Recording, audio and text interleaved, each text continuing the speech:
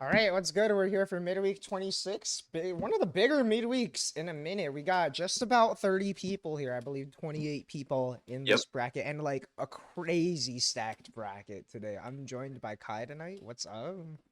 What's up? Yeah, no, this is we talk about how stacked the brackets are getting lately, but this is actually probably one of the most we've had even in recent memory. Jog showing up out of the blue, been super busy. The past while hasn't been able to make it, finally making it here, and we got all the regulars you'd expect to. Skeleton, Council, Alk, Ryder showing up. It's crazy. And you know brackets fucked up when like there's so many strong players in the bracket that like Jog ends up being like fifth seed because like Right. Skeleton, Alk, Ryder, Council have just been killing it nonstop for like months now. Like Jog is Jog like, but like too many people are getting Jog like. Facts. And yeah, that con date is approaching. We do gotta get our games all up for that, and I mean, people, people are really getting it done. It's true. And I mean, speaking of players getting Jog, like we got Miller and Wiseblood up first. Wiseblood, part of the Melt Your Blood Ascension bracket series that's been going on. This had some streaky performances, but again, has made some top 8s in these midweeks. And Miller also very much on the come up. I've described him to someone in the past, like when someone was like, "Who's Miller?" I was like, "Miller's kind of like Hardbred, but like who plays other games, like where like someone who, I just know that Miller's played a bunch of games. Almost every time I've gone to Toledo, I think the last several times I've gone to Toledo, I play Miller in bracket and Melty and also Under Night last time, and I've definitely gotten cooked before. Just someone who's a really solid fighting game player. I believe got second at a recent TMN. I think also won one if I'm not mistaken. Yes, won a TMN and then third at the very most recent one.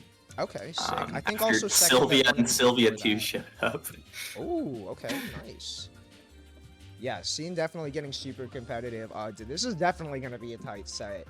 I feel like when you see someone who's been playing, especially a specialist character like Siko Haku for a long time, Yep. against someone who's just really experienced playing fighting games on like a very fundamentally strong character like Nania, you know, has good approaching moves, strong movement tools. Oh, sorry, you didn't need to correct us. It's all Oh good. shit.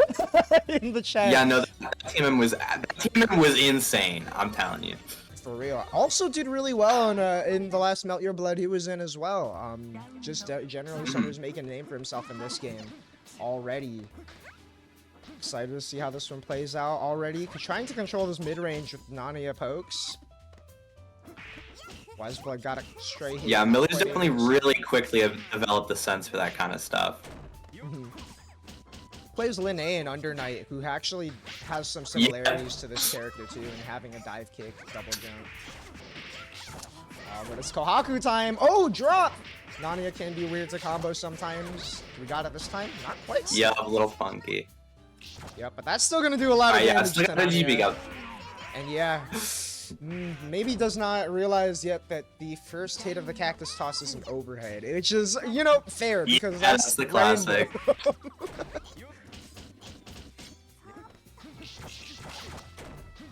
Oh, the Discord stream is lagging on my end. It's way behind. Okay, cool. Let me restart that then.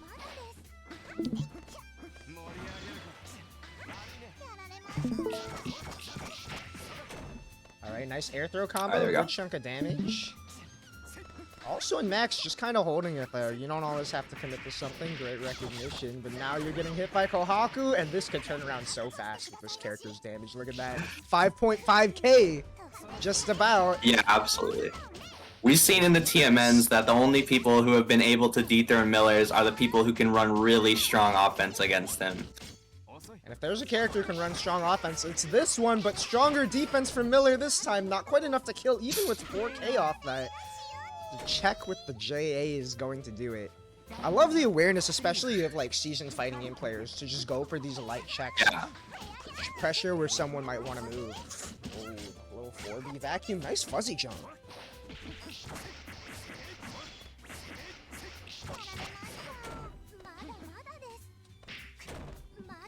There's pressure. Oh yeah, Corner position. Miller's been really experimenting with going for those rising JAs and mixing up the options after just in an offensive position already. sure. Oh my goodness. Yep. Yeah, that Nani was really showing, and yup, there's the left right.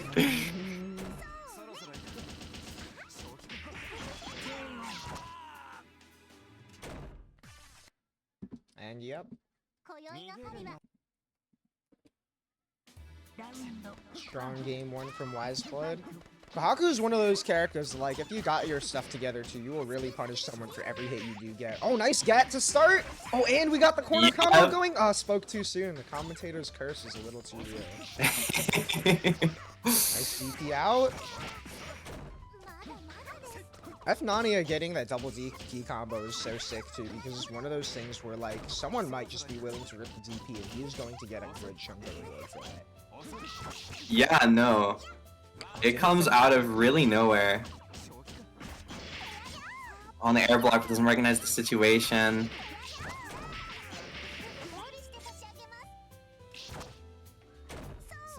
Alright, Kohaku OP time. Oh, and yep, that's Shifty. The charge JC. It's so hard to tell when that's going to come out before she lands, especially when done at that height. Yeah. Placement from Wiseblood, especially converting after. Having played this character for a decent number of games too, like, if you don't know when that's gonna connect, it's so hard to convert from. Unfortunate timing. Yeah, it really is. Oh, really rough spot to be in if you're Miller. Nice frame kill. And yep, there's that strong offense we're talking about. The feints are crazy. I like the idea of a fast fall, but Wiseblood just staying solid on the ground. Gonna close that one out. Moving on to winner's side of round 2. Good stuff. Good stuff. Yeah, no, that is very much I think what we've been seeing from Wiseblood lately. Just has great awareness for these different situations. Even against a really solid player like Miller, is able to be on top of these situations and make good call-outs on the offense that you need to be making. Next, we're going to be getting Master Icarus and Cool Calm Sam. Sam has actually played a Nania in the past. Used to main H Nania, but last couple times I've seen them has been playing F Alco. We could be seeing an F Alco mirror here, honestly. Ooh, yeah, no, that would be sick. I'm excited to see these two. It's been a while since I've seen either of them in a bracket. I know that people got stuff going on, but it's always great to see when people can find the time to make it out. Old school players makes me feel old. Makes me feel old. For real. Oh, and they are at character select. If we see an F Alco Miro, I don't think I've seen a lot of these in the last year, just because, like, there's been an influx of some more F Alco players again. You know, Kokuga picking up the character. Rump used to be on this character. Jade, who played in Melt Your Blood, also on the character. Definitely been a character who's seen somewhat of a presence again. Ooh, and it looks like it is gonna be that. This will definitely be an interesting mirror, because this character is, like, so normal. Yeah. She's so good at enforcing her offense, making herself scary, but also, like, you know what you're fighting when you fight this character. There's not really any surprises. Let me also... Oh, sick. I had the right round for Losers Market already. I might be more on top of my game than I thought. We'll see between Let's go. Which one of them is more on top of their game, too. Who's going to be able to block more blue fire mixes, or just put the opponents under their shade? Who's gonna be able to get to more blue fire mixes? No, for real though. Yeah, because that's a kind of interesting aspect of F Alco. Because as much as, like, blue fire is such a really strong metered option for her, being an F Moon doesn't have the same, like, C Moon meter economy to be able to push, like, an offense with max mode like we see from a lot of strong players. You really gotta make the decisions about what you want to spend meter on, whether it's a knockdown or mix up or both. Yup, fireball trades. The fireball right. Is so goofy, because they serve a purpose, because you don't want your opponent to get all their, like, orb stuff up. It actually does serve a purpose. Yeah, and you don't really see that happen too much either, because Alco Fireball is pretty unique. It's a little faster at a higher height than CL Orbs. The only really comparable space check is FG on gun, and that's more like a sand blast. But speaking of blast, Icarus just dashing in there with 2A, blasting Sam for walking back, and that is round 1 Icarus. So Sam, good start here. Round the Alco Hurtbox messed up the orb ender. Finicky. Ooh, we're ready with the shield on the overhead. Oh, okay.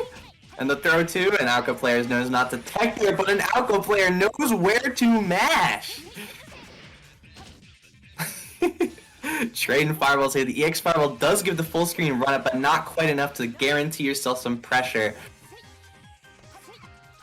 And now it's Orb Wars. Yeah, you can see there's so much depth in how they maneuver around each other. You can see they're setting orbs at heights where they're not going to get caught by a fireball that would otherwise clear it. They don't really have the same held orb threat as the other moons are going to have. Normally, the other moons are going to be air blocking and maneuvering around in such a way that they don't drop their held orbs, because those are the ones that have really high impact. Right, meanwhile, Alco held orbs a little bit more niche in their application. Oh, I like the idea of a shield, but nice patience from Icarus. Nearly got checked AD there. gets blocked. Oh, such a good idea trying to run under, but a little bit misplaced, and Icarus with a great reaction to take game 1. Yeah, finally making a commitment big enough for it to get punished by a bait. Oh! No! The fake cross-up! Oh, missing the shield there is nasty. Big damage here, and we still got meter to work with. You're gonna be eating a whole nother mix. The double air dash, clean, perfect off the bat. Damn, yeah, Icarus really just running with all this momentum here. Definitely something that you kind of have to do as Falco too, especially when you're fighting a character who's got the same tools. You don't want the other Falco player to feel like they can start running that on you. Yeah, no, absolutely. Like, we've seen both players have really great awareness in this matchup and dealing with each other's tools, but the one who's really just gotten to get stuff going is Icarus, finding the right opportunities. Oh, air block on the Starbucks even! Oh! Nice But the match could be big. It's not over until it's over, even off the drop. But no more meter to work with. We're gonna have to do this raw, just get a nice couple good hits, and it's not gonna work out, unfortunately. Yeah, just a couple misplaced whiffed 5Bs, and Icarus just staying solid on punishing these whiffs and taking that first set. Good stuff. Good stuff. Two super experienced players. Yo! Yeah, we got Gear Dragon and Flea up. We got some hyper gapsters, okay? I wonder who we're gonna be seeing from Flea. Is he still just rocking the F Miyako lately? I would assume so. I played Flea in like a casual set last week, and we played War Mirrors, and it was a tight set. I mean, I got dumpstered, but like, I mean, like, I more mean that Flea's War was looking pretty clean, you know. Flea's War, I know that it's a character I used to play a long time ago, but the War was looking tight. Definitely had a lot of the tech still on board, but when I asked, he said he was going to be playing a character that he's more comfortable with. Definitely expecting something along the lines of the Miyako. I don't know if we're gonna see the mech. I'm gonna be real, especially in the current state of the game when a lot of people are moving on to stronger characters. I don't know if C-Mech is. I think C-Mech's holes in her strengths are going to shine a little bit more than someone who's a little more well-rounded like Miyako, who at least has like a reversal to RPS out of situations, good access to damage, ways to stay more stable on offense. So I would not be surprised if we're seeing the Miyako, especially because, like, the last time we saw Flea Miyako, like, a long time ago, I believe, was against Ginger Nero, and Flea was looking crazy clean on the Miyako. Flea was cooking up a storm, for sure. Flea's, I mean, again, like, I said this before, Flea's just, like, a really solid player, and I definitely agree with what you're saying. Like, Megan's a character with some really exploitable weaknesses and like actual gaps in her kit. Well, Miyako, like, there's a lot you could criticize about her. Like, she has some very notable weaknesses, but she definitely has the movement and the active frames and the reward state to take advantage of all the decisions you probably want to be making just as a fighting game player. I think if you're good, you can really take advantage of this character. definitely. And I mean, would not be a surprise to see Flea take this one, but also Gear Dragon also definitely has a really strong chance at winning this. You know, we talked about characters with strengths and notable strengths and weaknesses. Yup. A lot of people are pretty aware of my thoughts on this character's strengths and weaknesses at this point, but Gear Dragon doing his best as always to prove me wrong. Has been really cooking with this character. Made top 32 at Con over Blitz Nania last year, which is a crazy feat for this character who really has to be very careful playing around a lot of those reversals and just is so good at making it work. Hold on a second. Oh yeah, they do know they can start. Let's go. Yeah, I mean, Gear Dragon has also been a staple in the top 8s in these brackets, even further in a lot of cases too. Definitely going to be a tight set. Already really non-committal movement, kind of dancing around each other's air options. Nice check with the sweep. Unfortunate that it couldn't convert from there. Oh, and a big throw to start it off. Can't quite lead to a mix-up here, but this is going to be a really nice knock and some really great damage. 3K off a throw that was mid-screen. Watch yourself. You're not ready for. Okay, and there we got the tech. Getting out of there, but just anything will do it for Flea here. But, I mean, this is Vaki. We can work on a comeback if we get our stuff going. Absolutely. And, oh my gosh, I did not even know that would be good. Look, ready. That ribbon is so plus. Bunker clears. The bunker. Another chance at life, though. Yeah, opting not to spend the meter there to get all the way to the corner with 63C. We gotta get some pressure going here. And pressure we are getting. Oh my gosh, I love the use of plus frames just into the overhead behind it. That was crazy difficult. And now it's time for the pit setup. Oh! Didn't hold the shield long enough. Kept it tight the whole way through from the brink of death. Yeah, with how slow the pillar moves, sometimes you kind of want to just release and try and block, but crazy timing there. I like the idea of shield, especially when Gear Dragon's been representing a lot of 4C and other standing pokes. Nice way to catch him on the ground, though. This is going to be a good grip of damage. Yup, I mean, we get to spend the meter. Big damage here, and threatening some strong strike throw here. Nice jump out from Gear Dragon and Flea again with a little bit of a hasty shield. Tricky air stall from Gear Dragon coming down with the ribbon. We saw him run it back last round. It's doable again. Whiff throws plus. Nice block. It's not really plus, but it feels plus. Clean escape on the pillar. Nice throw! You cannot burst now! And there's that experience we were talking about, right? The burst consciousness. Yup. Oh, went for the IH. I like believing in the meter. Looks like he ran out just barely too late. Oh, that's plus. Tried to use the plus streams, but Gear Dragon was not having it. We're in max now. We can go all the way to the corner and get the EXP set up. It had Momiji spacing. Look at the chip. From Flea, clean EX guards. Oh, and a cleaner 5C trap. This is going to bring it real close. Pick up 11 seconds. 11 seconds to make something happen. Oh, I love the idea from Flea. Gear Dragon knows he just has to jail Flea, and knowing that Flea gambling it all on the 214C. But Gear Dragon just staying solid with that 4C. Really taking advantage of the range on that poke.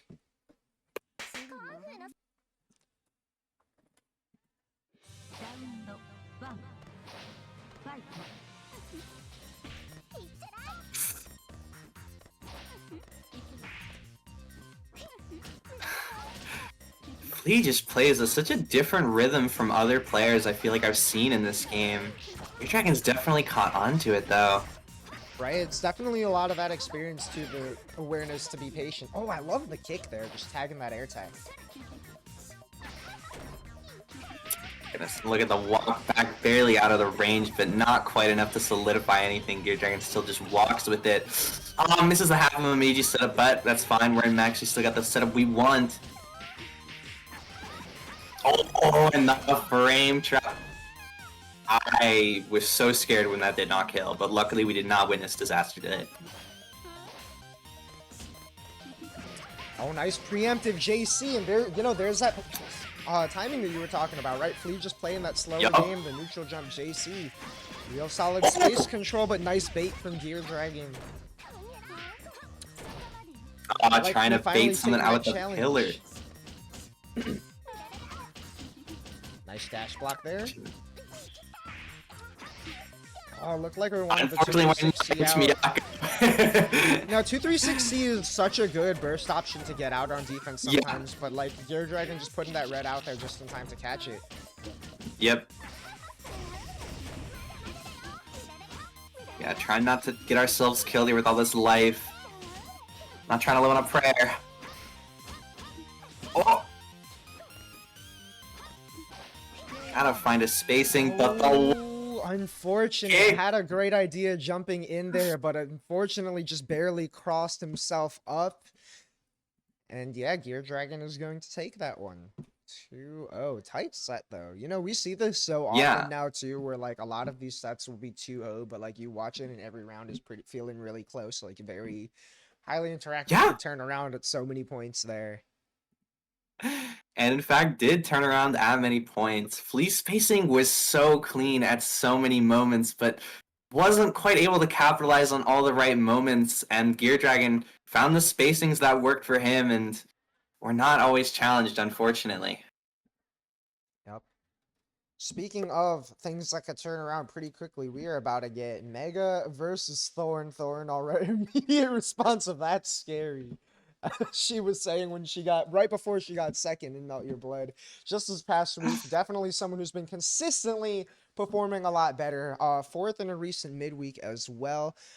Just consistently seeing a lot more wins. The last time actually she played this matchup in bracket in that breakout performance in that midweek against Chase. This is one of those that can turn around quickly because Vaki is really good at potentially walling out a character like Arc, who has so many strengths when she gets in, but does have to get in your face, whereas Vaki's whole strength is staying totally out of your face as much as possible. Yeah. But then again, Arc, definitely notorious for gamer damage. Mega's definitely got those. Almost everyone in this bracket has been hit by those before. And, you know, as soon as Arc gets that hit, that, you know, could very quickly be 1.5, 2 touches. Yeah, and that's it's a scary matchup on both ends because, like you said, Arc can take it either way. If you got those, Mega's got those, and Vaki too can do it if you got those. And these are both two of the most got those players in this bracket. Like, definitely. I mean, we saw just a couple days ago at Melt Your Blood, Thorn hit pit loops in bracket. Yup. Thorn's got those. Was definitely showing off some of the fuzzies too. Mega with the ginger shout out a little bit there. I'm wondering about this C Nero hover here. I don't really know what to think about this. I don't know who this. I don't know if anyone plays that color. Are we gonna see the secret Thorn Nero? Okay, never mind. No. A little bit of a for fun hover, I assume. I see. Well, back to the dimension where things make sense, at least.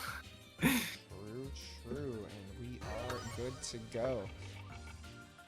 This matchup is always interesting to play because as Arc, you really have to move pretty precisely to move around Vaki's things, because one of the other assets that can be pretty strong against Vaki's characters with burst movement. Arc really has to leverage the threat of the fact that if Vaki has to be so great, because if Vaki gets touched, she's going to explode and doesn't have great tools to fight out if she gets put on the back foot ever. But just like we're seeing now, has to get in, and even that Sonic was not enough to jail there. Nice defense. Yeah, just barely not enough. The Sonic is going to be really important as something that hits both sides and is good against shield as well. Oh, but there's that hit. Oh, unfortunate drop. Oh, but doesn't matter. Got a little hasty with the killer, and now you're in that corner again. And that big damage. Safe Oki, even against shield, half charge immediately off the bat should be an easy finish. Yeah, Mega going That's what happens. Routing just to secure that kill, too. That is what happens. Nice pickup. Not a lot of damage, but we can get our offense started if we get the chance. A little too slow for the pit. Nice maneuvering around that pillar there. And yeah, this is going to be one of the rougher connections in this bracket too, unfortunately. Yeah. So, a lot of distance covered there. Oh, and that partial charge! Partial charge is crazy sneaky. Yes, it is, and yeah, I mean, Thorn definitely has the fear of God at this point, really, after having 2 rounds in a row, even getting out of there, coming off of a life lead too. I mean, you really just have to be afraid in this matchup. But right now, has Yep. the upper hand, life lead, chip Here we damage go. in the corner. Just a little too slow on the TK, but we got a lot of resets. We gotta go in. There's the opportunity, but no EX Sonic. Yeah, missed the EX Sonic input there, and Thorn staying solid to pull that one back. You can tell that Nicely Thorn is done. getting a lot more comfortable in this game with just, I really Yes. like the solid movement, the calm and collected plays off of a lot of these stray hits. You really got to retain that composure when you're fighting a character who's about to do all this damage, and a safe jump, and a mix-up in the corner! Oh, Yeah. that conversion on the corner to corner. Oh! Oh, unfortunate, picked the wrong pillar distance, and this could be deadly. Series of unfortunate events there, and this doesn't kill. Oh, I don't know, the EX Sonics to do more damage, it could kill, and there it is. That was gonna do like 500 more damage. What? Yeah, I mean, you said it right before this started, right? Mega is one of those players, definitely proving it right here.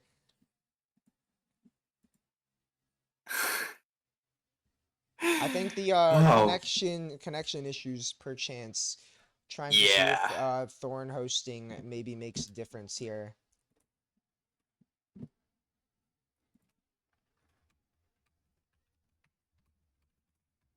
Goodness. I definitely feel like as of recent, I think what we see from a lot of MBAACC players is that they're not quite ready to put all their sequences together. I think we saw pretty much every time Thorn got a hit, it felt like there was something sensible going there on Oki, converting into pit loops, which is what you really want to be doing as this character. And not a lot of people are putting the time in to push that stuff as much as possible. True. I mean, even the awareness for some of the little things we saw right at the beginning of that match too, had a stray hit from Pillar just like flying around against each other in the air there. And sometimes like, and had this great response of, you know, hit the stray hit of Pillar and just like air dashed back. Like, I got my hit. I'm not going to try and push it too hard. Know what I get off of that. And sometimes you just got to take that. And that was a great option there. We'll see if we get anything better going back into this,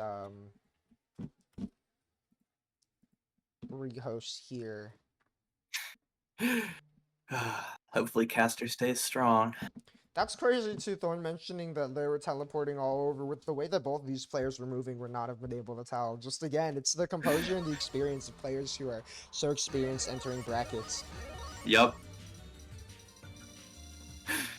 They're already like playing one step ahead. Their decision making might be impaired, but like they're already making decisions based on where you're going. So.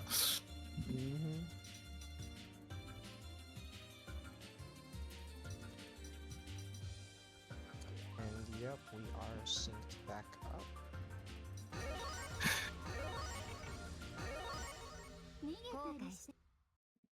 Here we go. Here we go.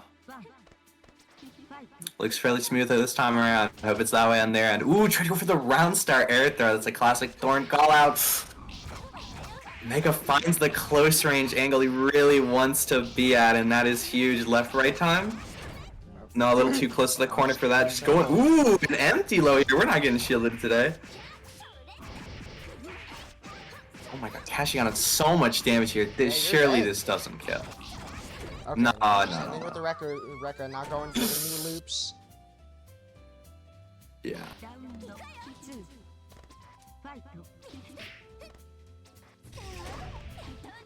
Oh, and there's a nice puffball hit. Oh, can't quite get the offense there. Fear the DP. It was not at a good angle for going for puffball.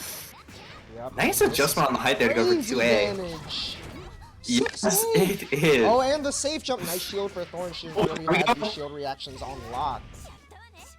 Yep, and that's max 2. We can get whatever we want here.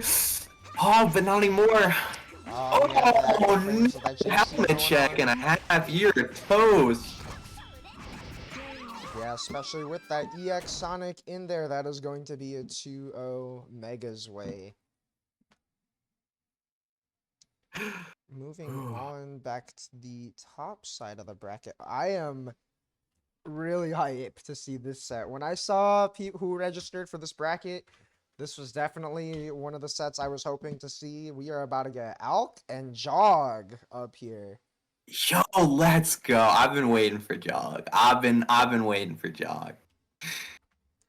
For real. It's been a minute since Jog has been in a midweek, and I believe Jog has only entered 2 midweeks before and got first, and I think the other one was one of the prep brackets when like a lot of people were entering those. Yeah. And I think Skeleton ended up winning that one, but Jog I think got second or third in one of those. Jog, I mean, what needs to be said about Jog? You know, he's Jog like. Been saying Literally it for Jog a like. reason. The jog champ, if you will. Arguably the best player in the Midwest. Got to come back and steal the title back from Zapoke, who's been winning stuff lately. But I mean, Jog has definitely cooked Zapoke on numerous occasions. Cooked many multiplayer. I hope Zapoke is listening. But yeah, I mean, has cooked many a multiplayer in the last couple years. The F Coma, like. It's so fun watching the Jog F Coma too, because Jog like has Jog's F Coma has so much aura, you know, it walks towards you and it's just like, damn, I'm cooked. But I mean, if we're talking aura, Alk on the F say, I would imagine, you know, again, has been playing the game forever, knows the ins and outs of movement in this game, so good at checking people with just such a normal character, right? He's straight up just outplaying people all the time. Yeah, literally. Like you talk about aura and like it's so real. Like when you're like the strong player aura is so real, and like the Jog aura is like whatever he's doing, I'm terrified of it. Alk aura is like I don't know what he's doing. I don't know. It's gonna be something like not even that surprising when it happens, but I'm not gonna be ready for it. For real. And one of the things that Alk does so well too is just preemptively calling out people's movement. One of the things that definitely shines to me about him picking this character in particular is the way he will sometimes throw out these preemptive rings like way before you move, because he knows that you're about to do like a delay jump out fearing a run up and jump into the ring and get like a huge. But it's Jog on offense first. 4K into mix time, yo. I like the choice of 5B there, making sure he'll blow up a low shield attempt. Low shield gives a couple extra frames of buffer. Oh, and even mixing up Jog 2B there, not getting caught, but the shield counter gives Jog his turn back. That goes into the mix. That's crazy. Jog's so good at turning everything into a mix-up, for real. Yes. He just waits. He waits. Oh, the angle there was not right for 2B. Had to go for the shield, but it didn't work out. And speaking of mix-ups, oh my gosh, the tick command throw off the wheel. That's such a great option, too, because I don't think anyone except Alk in the world knows when you're going to be throwable after that. Yup. Alright, now 2-2-C against that tech going. There's so much red health on it, but no meter to go with it. 2-2-6 not invuln quite enough for the ring. Yeah, and answering right back with a strong round. And Jog loves that defensive option, too. The Rekka out, using that hit of armor to plow through a lot of things. Oh my gosh, and we're just going for the command grab mid-screen already? Yup. Nice pickup in the corner. Alright, we gonna tag? Nope. Keep it calm. Nice and no mix. Yup, Jog thought you were gonna tag. Nice blocks from Jog, but that guard bar is looking low. On nice the shield is getting low from the mid shield earlier in the round. Oh, that JB was so unfortunate. It really looked like a missed air dash attempt. Yeah, getting real antsy here. No, I wonder if he actually took that hit on purpose for guard bar reasons. Maybe. These EX guys are not quite working out how he wants. Maybe it's a delay thing. But nice empty low from Alk. Fighting in veteran classic, honestly. You know, when I was at North Carolina local, someone was saying every time someone thinks mix up, they're expecting you to go overhead. So the empty low works so often. True. But the empty low, however, from Jog. Oh, and that's gonna be going for it, charging the meter too. Yeah, metered him here so much damage. Oh, the scariest position. Checking text every time. Nice catch on just that keep jump the out and the offense going. Skellige. Oh my god, perfect by the way. Crazy actually. You could have blinked and missed that round. Right. It's crazy. I feel like both these players are so good at like beating the others like layer 1. We've seen Alk move so well around Jog's defensive positioning, and we've seen just Jog able to perfectly call out Alk's defensive options in turn. Just like that too, the empty jump to bait the shield. And you're still trapped in this corner against her. I love that delayed 5 use representing too. And there is the right timing for the 236C, but the ground spacing is still not comfortable at all for Jog. Oh! Getting back to what he does best, that defensive mid-screen movement. He's got to get freaky with it because of what Alk's doing, but he's in there. Oh! Mash God, like 2A mash. You see that armor, you know Coma player might want to use that. Oh my gosh, did that hit crosser? No.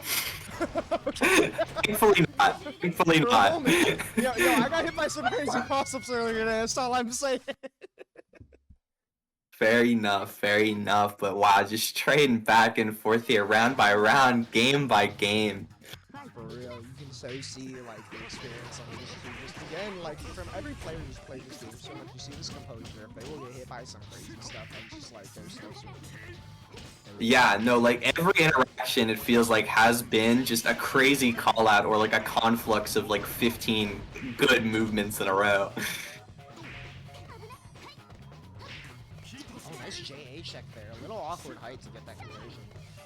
Jog again, the solid play, staying under out. Yeah, going out with the E-normals. Nice Get that mirror up. Yeah, you approach me. Oh my god, Oh, and a big start. Something happened. What a crazy call out with that delayed jumping. And the reverse call in the match. Oh my gosh, godlike mash attempt from Alk, but even better offense from Jog. Nice block on the overhead too. Or for these regions, double shield. Right, that was definitely a shield counter attempt the first time I think too. Delayed Yup. a little too much. Good Abari from Alk and the empty row. Ooh, IH to get into the loops, okay. Nice blocks. Oh, and yeah, Oh. reacting this time. I don't know if Alk was ready to be on that side. It's hard to tell what happened there. Oh, and we might be trying to mirror down from the OTG, yup. Up. F moves down to low meter on this round. That's a sneaky F-Coma trick. You can just keep going on that OTG if you don't tag. If you're low on health, you literally have to tag at some point. F moon landing recovery, saving Alk there. Oh, yeah. Oh my gosh. Oh, but not from the air unblockable. Nice It hits the link every time. He's too. And yup, you're in the blender. I swear. Oh, and just when you're scared. That was not a counter hit. I'm willing to bet Alk was reading a throw. Yup. Smash this time though. Oh, empty low finally coming out. Other side. There's finally getting the positioning for the 2B to finish it off. You know what's crazy too is I think that's one of the only 2Bs from F Coma we saw that whole set, which doesn't really ever happen. 2B is so good at hitting people out of the air. Alk just moved around so expertly, but not until the very end. Every single other time he was able to recognize that, like, okay, this is an angle where I cannot do anything, or this is an angle where I can move around it in a favorable way. But eventually, after all that move and all these layers passed, you turn back to the layer 1. Works out. Mm-hmm. Next, I'm seeing the nervous Council Glorp in the tournament chat. And yeah, Council Rump, I don't know if we've ever had these two on stream. I'm sure they've played in casuals. But normally this is what, you know, I was about to say, I feel like you'd expect this deeper in bracket, but we're already at winner's quarters. What am I saying? This is just too crazy. I don't know. It really is. Definitely two of the strong active players right now. I mean, nothing at all needs to be said about 8-time midweek winner. Yup. Soul. And also Rump. You know, Rump hasn't been in every midweek. Shout out to Rump, by the way, for helping commentate so many of these brackets. Has been super Very clutch true. in the past couple months.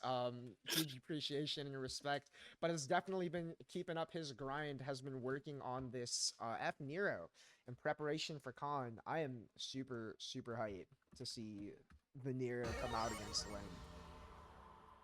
A character who can struggle against Len in some ways, especially because he's tall, and Len loves hitting tall characters, especially someone like Council who's always keeping the FPS, those fuzzies per second, as close to 60 as we can possibly get. Well, I mean, the Rump, I fought Rump F Nero on stream like a couple days Yeah. ago, this past weekend. That was like, so sick. Rump was definitely very on top of Nero's setups. Put me in some crazy sludge setups where I was not able to see it. Really on top of the double snakes as well. Stuff that I'm sure Console has seen before, but are you going to be ready for Rump unleashing these on you on this offense when Nero has not really been running these streets lately? Yeah, I know this is a bit of a personal struggle matchup for It's a personal struggle but matchup. I mean, A lot of melting players, to be fair. Well, you're right. Council again might be an 8-time midweek champion. Oh, one of the great might be. matchup though, not taking too much damage from that, and here we go. Setup time. Nice no tech. Yep. That's the drift in, getting the good setup on that. Oh, but the 5B whipping is the perfect opportunity. Unfortunately, that setup did corner Rump, and the one miss input will lead back into the blender. It's gonna be tough to play some offense or defense against that too. Len 3C really good at finding its way through a lot of these gaps here. Yes. Bold 2A round start, man. Good start here. Max mode for Nero. Very nice. Alright, yeah, you gotta move against these crows and yeah, ooh, okay, we're ready for the overhead. Thankfully, the roll through the charge 2C is slick. That was godlike. Unfortunately, it looks like Len Yep. would be awkward to combo in this case. Good chunk of damage too from Council. Oh, how did that shield not block? Crazy timing. I don't even think Council was expecting that to happen there, but great reaction. The names look good. Ooh, and getting that 6-3 conversion. Are we gonna see the loops? Not quite. Yeah, you're a very loopable character. You just gotta do them very different than normal. I like the idea of H-Lin really... there, but you gotta be so careful against Council. Yeah, I mean, we talk about this like every time, but Council has like the most clean offense you'll ever see in this game. Like, you're doing good to represent the options, but he is also ready for it, even if it's good. But speaking of... just a little too far to get a nice setup in the corner, but was able to whiff punish the ice there, but consequently gets whiff punished in turn for a lot more. Oh my gosh, the cross of 2 off ice. How can you be ready? How can you be ready for so these slick. throws? Council not even ready for them. It was a missing, but because we got crack and it worked out. Unfortunate drop there. It looks like Len might be a little awkward falling out of these hits from Nero. Oh, nice neutral jump, holding that position. And the catwalk under peak. Great mash. A little awkward conversion. Again. Nice adaptation to the shot. Hit, not quite in time to punish though. The dodge grimming in the plus frames and using it to swap sides with the TK ice is unreal. I really like a reset there, but Rump not falling for it. Oh my gosh, crazy text. The defense is insane right now. I say just as the early overhead connection. That is definitely why we saw that early shield come out a second ago against Rump. Knowing the character is tall and that Len can be so strong, trying to enforce these fast overheads. Oh yo, the conversion off, bro! Yup. A little too far to get so much substantial, but that is going to get you a good couple summons out, and now Cancel is really having to change how he plays neutral around it. Yup. The B car, even if you can catwalker under it, you can't stand up. You cannot throw this lane. Whoa. Too small. Oh my gosh, expert JA there. Nice JB. Oh, JB a little too high. Yup. Oh, I'm so he's too tall. But we're able to get back up on top real quick. Alright, what's this? Not quite the drift, but we still got all that set up. Holding that corner position. Oh, and nice anti-air, but the H-Man burst. Oh my gosh, I forgot to hit save. Thank you for letting me know. I put the names. Yup, and here's the Nero loops. Look at the damage versus Nero health just off any hit in the corner. Yeah, and it's one of those awkward situations where when they don't get the right knockdown, sometimes you're not ready for what crazy situation is going to come up on Wake Up. Looks like Council will be able to... Oh, not quite with the drop! Oh. definitely was the tap Yep. that put the nail in the coffin. There it goes. Yo. What's This council guy might be kind of good, huh? yeah. Only won a few midweeks, maybe 7 or 8. I might have lost count, to be honest. Oh, I don't remember anymore. It was I was eight. gonna I say- really oh. don't remember anymore. Damn, he's good. Now I gotta fight Yeah. Skeleton, bro. Man. Canceling the skeleton. This bracket's too stacked. I'm sorry it man. had to happen. Oh my gosh, and you know what's Oh crazy my too? goodness. So Skeleton actually has to play run next because Skeleton got sent down to losers early by Wiseblood. Oh!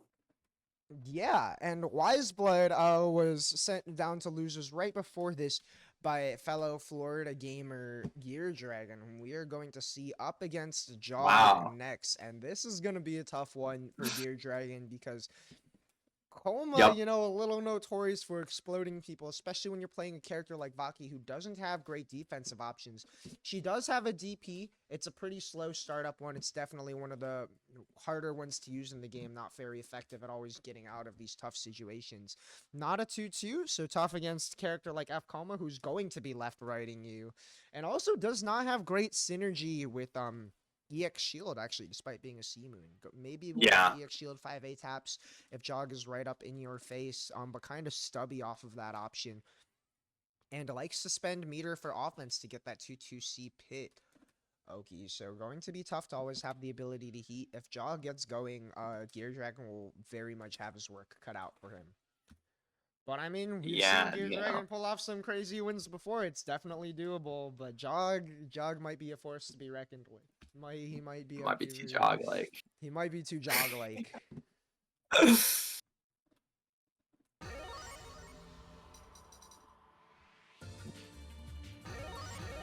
This has got to be an odd matchup. Because, I mean, Vaki has, like, you know, all that mobility and different options to control her air movement. I mean, double air dash, got the ribbons, all that. But I feel like Jog is just going to be embodying the super heavy style and just standing around and making a few callouts at the right times. Yeah, I mean, Jog is so good at playing that defensive style and also switching it up when we need to. We saw that against Alk a second ago. Really good at holding down that mid-screen space, moving backwards as Alk would approach to hold that space, and then suddenly we saw, like, super jump 9 into J8 bait the entire land JC, Yup. like, crazy ball out option in neutral. Oh, and right off the bat, an ID in. But, I mean, hold down. Not going to be too much. And right as I say that, off of a stray 2C hit into 3K in the corner. What? Doesn't check the tech. Now it's Gear Dragon's turn.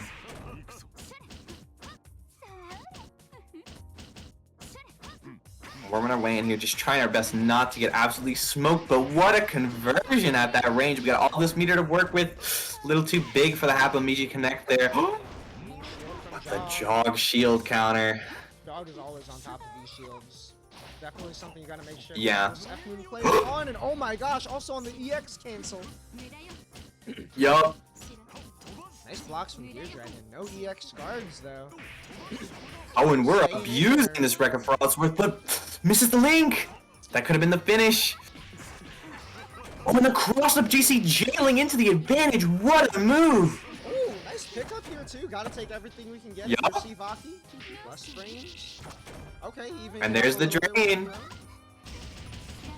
Dog staying so patient. No meter for meter defensive option. The shield gets exploded. What an OTG string, and yes, that is gonna call it out. Yup, I love the idea to tech out, but that is exactly what Vaki wants you to do there. 236C built to trap that. And just the casual J call it right at the start, and already you're cornered. He's too clean. Oh, but the JC is gonna be a little too much at that timing for the J to handle. Oh, it did not hold the shield long. Oh, yet again. Too far to go for the full corner pickup, but I like the ambition. Nice air sweep. Alright, jumps out against the unblockable. Very nice. Just Oh! a little bit off with some of these placements. Vaki can be so hard to Crazy 2-3-6C interaction there. All right, we're gonna get a bunch of meter here, be able to go into that half Momiji. That's all right. We still get the pith set up. Oh! Jump back, but it looks like got a J8 on accident. Yup, there's the mix-up. Oh, rare drop from Jog though. Oh, what an air take throw! You kill? It's not gonna kill, but it'll come close.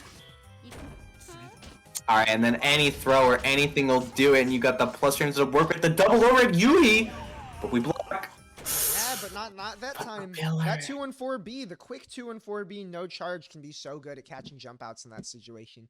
Gear Dragon with game 1. Strong game 1 against Jog. It feels like we see Gear Dragon make more comebacks than should be physically possible. For real, but I mean, you gotta be steeled for these when you're playing this character, and he's definitely showing he can be. It's true. Ah, yet again, another unfortunate denial of the chance to get mix here. Oh, denying the tech and not afraid to call him out either. I like the preemptive JB attempt here. Really making it tough for Jog to find these ins. Gear Dragon's doing such a good job of playing evasively, but maybe not the best defensive choice there. That tech is going to get trapped. Jog with the round. Doesn't even spend on the EX cancel, just goes for the tech trap. Oh, classic Looking like trick. H-Bop, Alright, okay. it's Max. What we got? Oh, that saved the bounce off the 6C. Okay, you're slick. Oh. Punish there. Not quite going to convert. Oh, and the rebeat call out happens, but misses the 2A yet again. Jog is missing every chance to get his offense started this game. Oh, the defensive movement though, not letting Vodka convert off that pillar. Still 50 seconds left though, a lot of time for Jog to make something happen, but not if Gear Dragon has anything to say about it. Expert placement. Yeah, 650 COTG here, and you're draining away at your last life. Plus frames. Hockey JB just covers such a unique angle there. It's so hard to be ready for without a lot of experience against the character, and Gear Dragon just expertly converting that. Nice EX fives on both sides. Oh, Gear Dragon getting so shifty with the pressure. Nice punish on the 2-2C. On this 2-2C, but we're still ready. Backdash, nice. Excuse me. What? That was so fast! Ooh. Okay, Jog with a little bit more aggression here. Jog's normal defensive style has not been working out against his Faki movement, but has found a way in with the air dash JC. 2A, not gonna check the TK ribbon.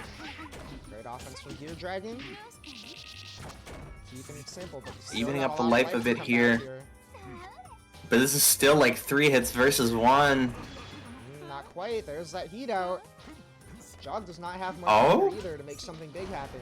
Oh my gosh, the 6-2-3 call? This could be nice. Backdash on the right side. Ooh, starter.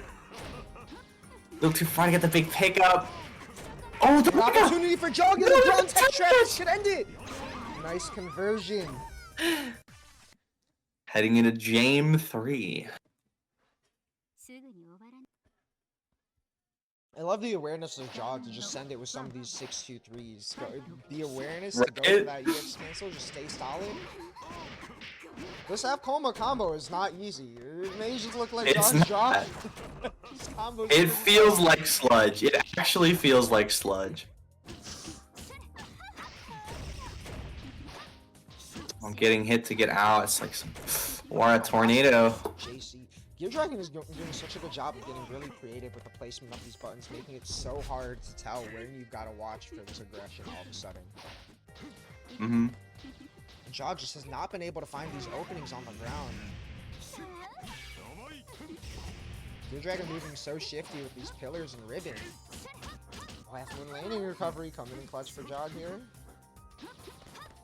Yeah, and Gear Dragon trying to wall up a bit here against the relentless offense, but when Jog backs off to stay safe, he finds his opportunity. Yeah, and talk about walling off. There's little bits of backdashes, the micro adjustments in the movement to stay just out of Jog's range where those dash normals are going to whiff.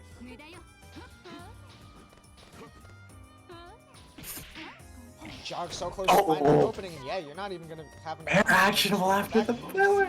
Maybe if you get this IH combo. No, he charges it. No 5 returns. seconds. 5 seconds. Okay, Jog's trying to salvage it. You Okay, only need he one evens hit, it. and Gear Dragon staying just far enough out of reach. Oh One of the my struggles of F Moon goodness. there did not stop the clock with Yup. big opportunity though, and again goes for the mix-up. What Getting was caught on that these cross in contacts. there? Caught that backdash. Oh, almost finished the Drop for Jog round, here. but didn't get the reset. Oh, we missed that. Yeah, we've been doing 63C too early. Now it's time to do it too late. Yep. Long bridge the gap here. That punish? From Jog, and oh my gosh, how did that not hit? Fire. This time to the button. Oh. Yeah, I had to go into 63C to save the meter, but timing did not work out. Oh, nice dash back in. Final game, final round between these two. This is crazy. For real, oh my gosh, I'm so tense watching this one. Oh, big JC, not quite good starters yet, but so scary, and yeah, that is gonna make you flinch, but Nice 2B yeah, catch. just get hit by the 2B. It's all right. It's all right. Shifty movement from the ribbon. Oh my gosh. No! You know what's crazy is how H. often Saki that moment Maki out dash here. goes through things. Yup, it's too fast. Nice shield from Jog. We have not seen that come out very much against this ribbon. Starting to get a little more used to it. Is it going to be enough this deep into the set? Nice defensive option Where's the here. landing? But you gotta cover yourself after the landing. We haven't seen much of the notorious Coma defensive options this set until late. Yeah, no, we really haven't. Oh, not a lot of dive kick either, and there it's gonna be that last hit. Jog closing it Simple, out. simple ender. The minor adjustments from Jog to really make that set come through in the end were so crazy. I mean, Gear Dragon was doing such a good job of getting creative with the Right. timings, placement of ribbon, just exercising absolutely everything that Vaki has to offer to throw off your anticipation, or to Jog's anticipation of what Vaki can do in any situation. But just like finding the right ways to shift and get aggressive and get those deep hits, calling out Gear Dragon's movement at the end. Way to close out. That's why he's Jog-like. But good shit to Gear Dragon as well. That We'll is definitely why. be seeing him again later in this top 8. So we pivot to the other side of winners for, I mean, yet another Rider versus Council. And like, who can complain? A Like, classic. we talk about it like every time that these two are up here now, but you know, Yup. training partners, like two of the strongest players to be doing it right now. Nothing really needs to be said at this point for players who are basically always playing this deep in winner's side on bracket 2. Mind you, it's either going to be winners semis or it's going to be winners Yup. finals, right? It all depends on who's in the bracket. But you know you're going to see Council versus Rider if they're in this bracket. And sure enough, here we are. Layer 5. Yo, I the think like the squad first won it time for these two Rider. played. What's up? The squad's pulling up for Ryder. Gear Dragon saying clean up where I couldn't, and Ryder said I might get cooked. Alec pulls up. I trust you, Ryder. Let's go. That's so hype. Ryder was won a good amount of sets between these two. Did take the win to take it all in TNS earlier this year as well. But I believe last couple times Yup. this has happened on this stream, at least Council has been the one to come out on top. Last midweek ended up clinching that second place spot, ascending to Grands out of the losers finals set against Ryder in the last midweek. So Ryder's going to have to change the pattern of what has happened as of late. But I mean, Yeah. I think the first time these two played in a bracket here, they were like, get ready for layer 5,000 games. Like when you Yup, played this, yup, much, yup. anything can happen, right?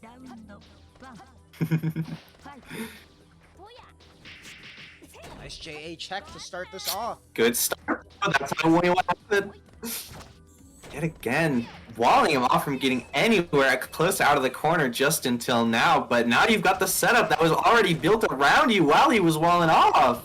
Right, and already Just a expressing such modular creative character. options. The shield into beam, the up placement on that orb there. Expert maneuver around the orb, and even better air Sneaking tip up. throw. Council Council will hunt you down no matter where you try and run.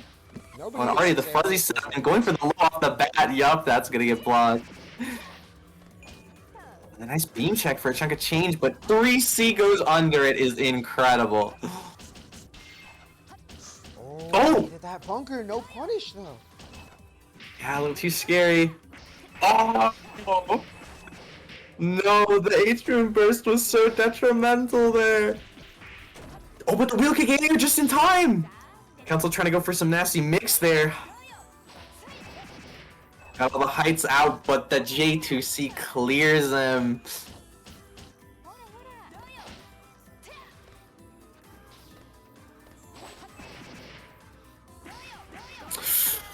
Oh, and a little too scary of a situation when the clock's running down leads to a big mistake, but a terrible drop. Oh! Lifts almost even out. We see so many like low time situations in this matchup between these two. They're just playing too much. And especially in a game like this too, where playing for clock is often the most stable strategy. Yes. Oh my gosh, shifty movement there. How did you jail off of that? That was the insane backwards angle. Oh, and there it is. Yup. Ryder finally gonna crack to the fuzzy. I feel like he blocks it every time, but it's gonna happen. And you know One more with how much once. these two have played, that Council definitely has the loops on Alco, but Ryder's so ready for the arc drive setup. Not ready. Yup, he knows exactly when to bunker. If you bunker at the wrong time, that will destroy you against that arc drive. It has 2 million clash. Just active forever. Len just pulling all the way up. Oh, No fear. The sight screams. All the way through the. Oh, yo, shield wheel kick into the tech trap. No! Crazy bunker timing too. This is how you know these two have played so much. Like, how did you know exactly to bunker there? Oh, Literally. Conversion off the counter hit wheel kick. Yo, just pulling up with the 2A. Yeah. Oh, and every throw getting tagged. That's alright though. We still got so many options. The orb to bait out the 5C. Like, who can blame Council for going for that 5C to trap what we thought was going to inevitably be Ryder falling? But the mix there? Right. Like, shit, the third hairstyle gets me like, alright, I can't be mad. Right? Oh my gosh, already looking like a crazy commanding match for Ryder. But big damage into a nice setup here. Watch out. Classic half charge mix, but Council is ready for that. Oh my gosh, he just barely felt the. How is he just thinking past their fake? And the cat. Oh, not quite. Avoid that there. Oh, throwing the bunker attempt. And now it's thoroughly. Oh, not even going for it, just setting up the fuzzy immediately. Haven't seen enough fuzzies today. Council's like, we gotta do something about that. FPS too low, man. I got you.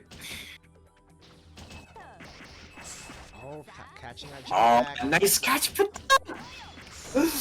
Oh, and H-Moon Heat going to Oh, and that's even Heat. game in a second, especially after this bait. Ryder with a good lead. Yeah, staggering against the bunker and catches. Council getting antsy. Now we got the orb set up. We can do whatever we want here. Mix. Just as you say it. Overhead converting with the orb pop. I was wondering what we were seeing this orb go off screen like that for so often. But I mean, Ryder definitely shown us the bag of tricks.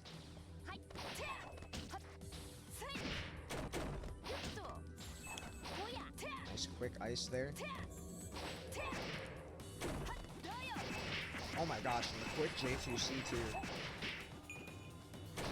too. Yup. 3C on offense, way to catch the mash there. There's not a, you actually have to do Oh, and air speak ice it up. below to be plus too. Yes. So didn't go for the lens. I'm not trying to go for any links. Oh, just taking the meter break though. Yeah, we have the meter to go for the knockdown there. We're all good. And tried to catch a jump out, not quite the right spacing. Ooh, catapulting forward with the orb. That is slick. Oh my gosh. 4 orbs up here, by the way. I love the And somehow just cleared all of them with the float around is insane. Oh my gosh. Oh, Get Cat's back in the moving off corner. screen. No hard knockdown. Oh, the last. Got one.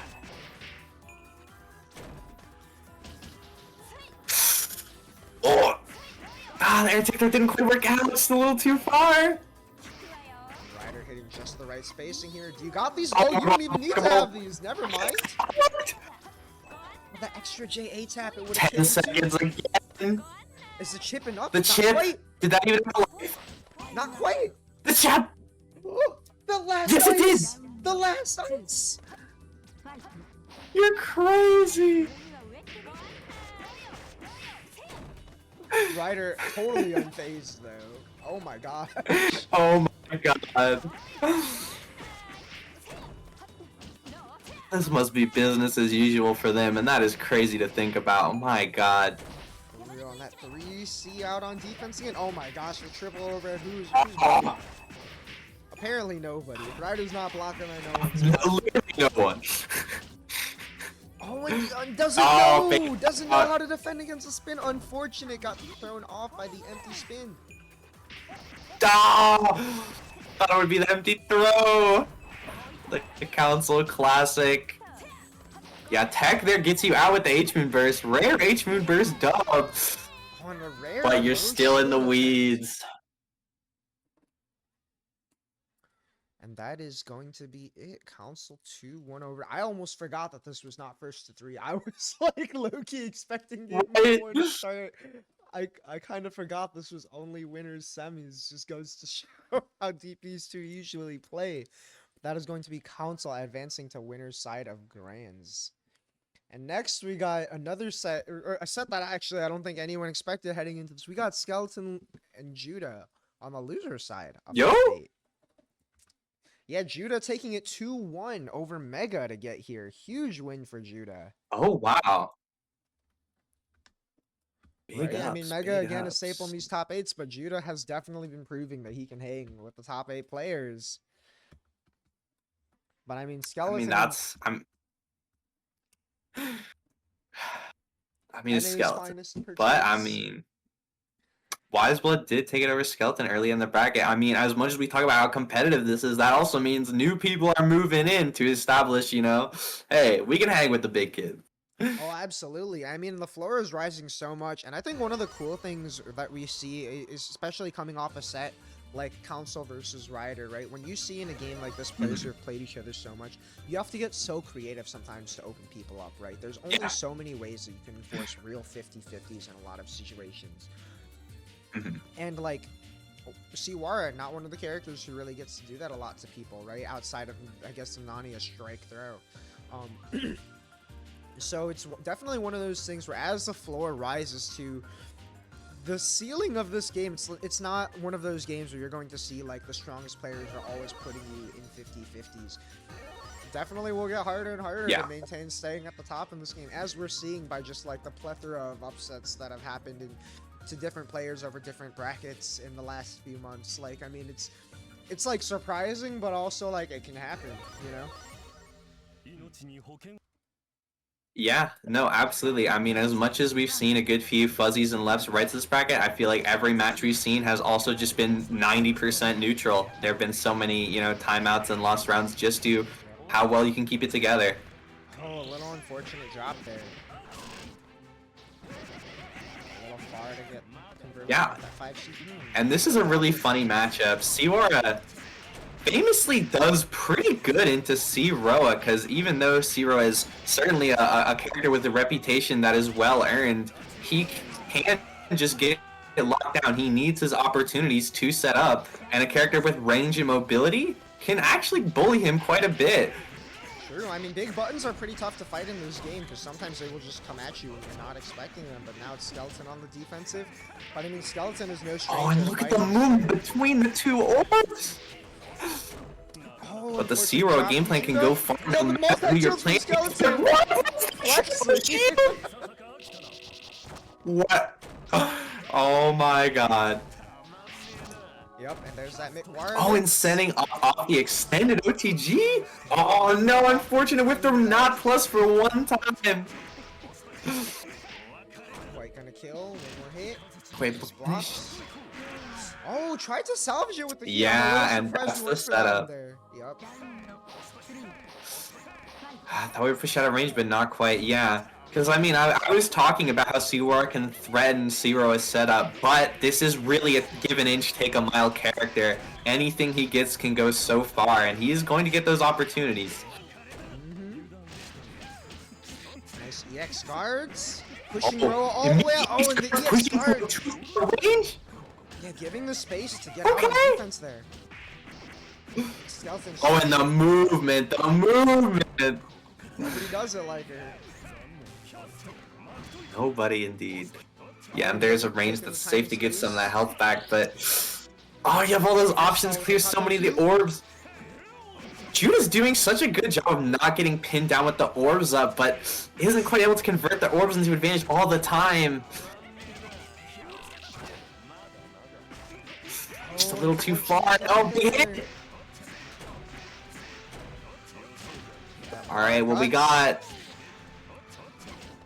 Oh, a little too linky there. It's not gonna kill, but so close. Oh, no DP under. And he's sure it will do it. I got a little too hasty against that last orb. Great delay from Judah there. Game 1 Judah. Alright, going back to character select. Judah. Oh, maybe just changing stage. Okay. Going to the classic, going to the classic. You yourself on the right space. I mean, go for it. Love the attempt to trap the defensive option there. Oh, didn't quite get the multi-shield this time. Yup. Oh, the tip JC, but can't quite convert off that way too low and far. Oh, I love that dash up 5A. Yeah, you gotta watch for that orb. Yup. Yeah, just a little bit off. Any single orb. There's so much space and leads to so much. But here's the bullying we want to be seeing. And Judah's leveled up a lot. Yeah, no. Really making it. I like the adaptation where Skeletons made it really hard to figure out where to place these orbs, and Judah's just using them more sparingly, going for the fork to bring this to set point. Yeah. Nice check. Yeah. Early DP does get past that unless they are baiting. Oh, and the late And yet again going for the DP and converting into an offense off the tech situation. Got a corner gap here. Watch for the mixies. Yeah, looked for an instant. Alright, it's just gonna be big pressure. Clean defense from Skeleton. All that meter, but nice EX shield. there we go. Keeping that offense Yeah, can't up, quite get an opportunity to get much taking health back here, but we can get the momentum started. it slow here. Awkward angle. Pillar. Oh my gosh, is this gonna kill? Not quite. One more chance. I like that. And only one more. Where you'll know you'll be able to get the heat off. Only a little bit of life regained though. Narrowly avoids the fork. No, that was Unblockable is too not gonna far. kill though. One more chance. Okay, and there's the throw. And the DP. This is huge. I don't think it'll kill, but it'll come close. Yeah, not taking chances. Just a little with too the far. spinner. It spawns. Oh my gosh, in that last heat. And the throw. Judah takes it. 2-0. What a set. Crazy upset. This bracket is out at unreal. I mean, speaking of unreal, we are about to pivot to the other side of battle for 7th place. Inf against Alk.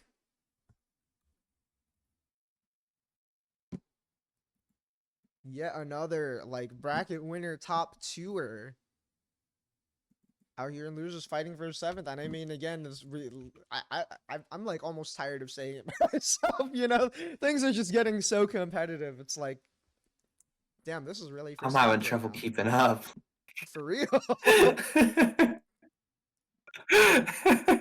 And Judah with a crazy level, like, wasn't even in the server for a little while. Hopped back in today, and just tearing it up, going through Mega and then Skeleton. Advancing deeper into this loser side. Yeah, no, the awareness is just it's just so much higher. Like he feels like he knows what he needs to do to take it so much better than before. Like so many situations where before I feel like he'd go for some kind of play that might win and might not, and instead he just chooses to be non-committal and still threaten his win condition is really, really something that you'd love to be seeing.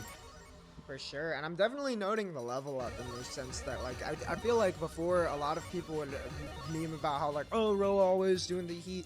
And I mean, the last couple times I fought Judah too, I'd be like looking for that heat, looking for that DP, but definitely represented a lot of defensive adaptations, like staying solid, blocking it out a lot more, and really making the adjustment of using orbs more sparingly as Skeleton was moving around them so well. Great way to hold that solid till the end. This will be an interesting one, though. I mean, C-Sots, I mean, C-Ro is top tier for a reason, right? A character who can very much do it to anyone. C-Satsuki, another one of those characters. And one of the only things that walls her out from being considered amongst that top tier is the fact that she has to get her way in. She can't scout with JA like other characters. But I mean, you're fighting a character who's as normal as F-Stay. Yeah, Also fighting I mean, she's a character with... Alk. You've got fantastic equipment, you just gotta make some big callouts, and that is gonna be it. I mean, that is exactly what you want to be seeing. Get everything started. Some good damage, too, off of a shield. Oh my goodness. Nice lead. Oh, and the half charge.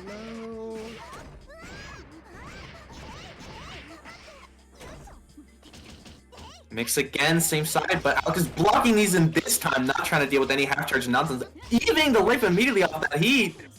Oh my gosh, and the combo into the arc drive? Yeah, let's get our meter back a little earlier. Yup. And Alk knows how not to get sniped by these Satsuki anti-airs unless you commit to that 2-2-A.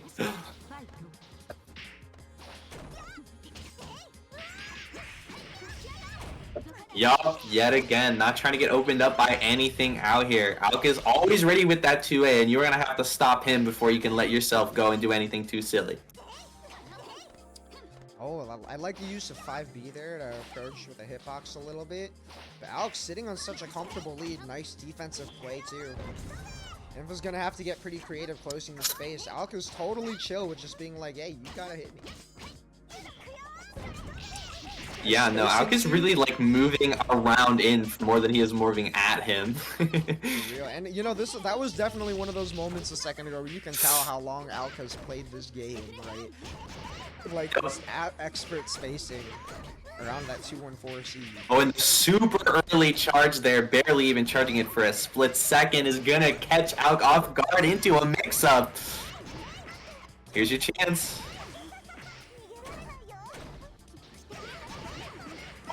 And what a mix. That is going to be an easy finish. What a comeback.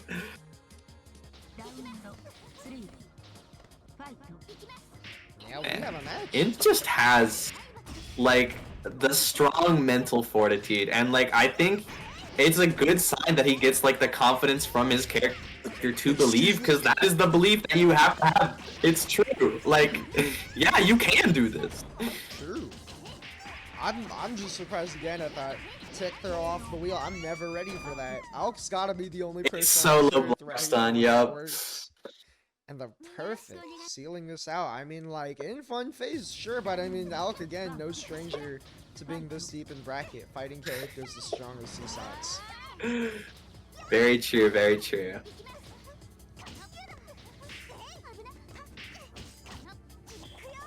Oh! How does that? Oh, okay, yeah. Thankfully, not enough hit stun for that quite. In there. Ooh! Some loops going, trying to get that meter back.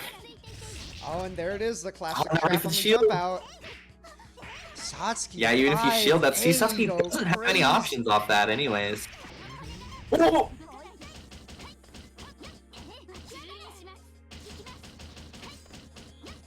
Alright, there's the mix-up. Yep, we're ready for those. Yeah, no meter for the jump trap that time. Not going quite far enough. And yeah, just a quick tap from Alk. Set point. Yeah, no, it really feels like Alk is just trying to circle around Inf, and just whenever it's like an angle where Satsuki would be good at, just being like, no, I'm gonna go a little to the side here, and now it's like, oh, well, I'm gonna actually have to commit a lot if I want to challenge this. And Alk is really calling him out like that. Oh, but it's Satsuki time. Yup, Im still is good enough to make those callouts in those situations. Oh my and gosh. speaking of, you hold so there? good counter perfect. Crazy. Nice anti-air.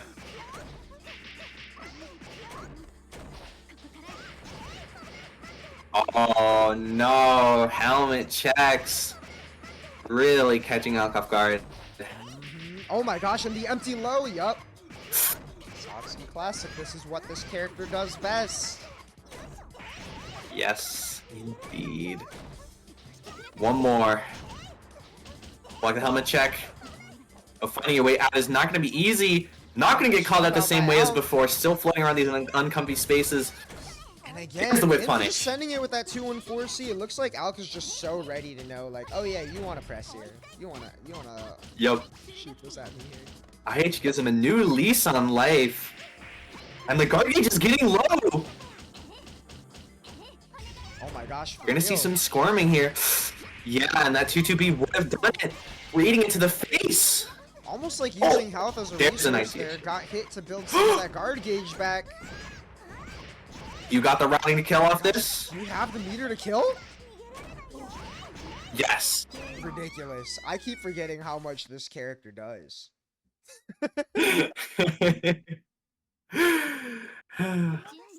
Oh my gosh, I'm getting so engrossed in watching these matches. I have not been counting up the score. Yup. Happens a little too often these days. Oh, I'm barely enough of the corner to go for the mix up. That has got to feel bad, but oh, super jump! Off your game a little, throws a little too late when you do the jump. Nice catch off that whiff. Oh my gosh, and yep, you At can't this be shielding time, those. we're ready. And you're taking a lot more than a throw. Out gets the pick a situation off that command throw, but Inf with the situation, oh my gosh, falling on Satsuki 5C, or 5A, excuse me. Herculean task.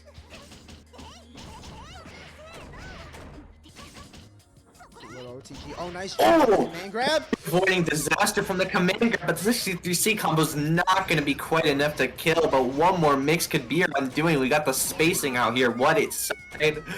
Yup, and Yup, there it is, the that'll empty do it. low. Imp is one round away from taking it here. Ooh! We see double The feint to successes one. cracking. 4 into the OTG. Oh!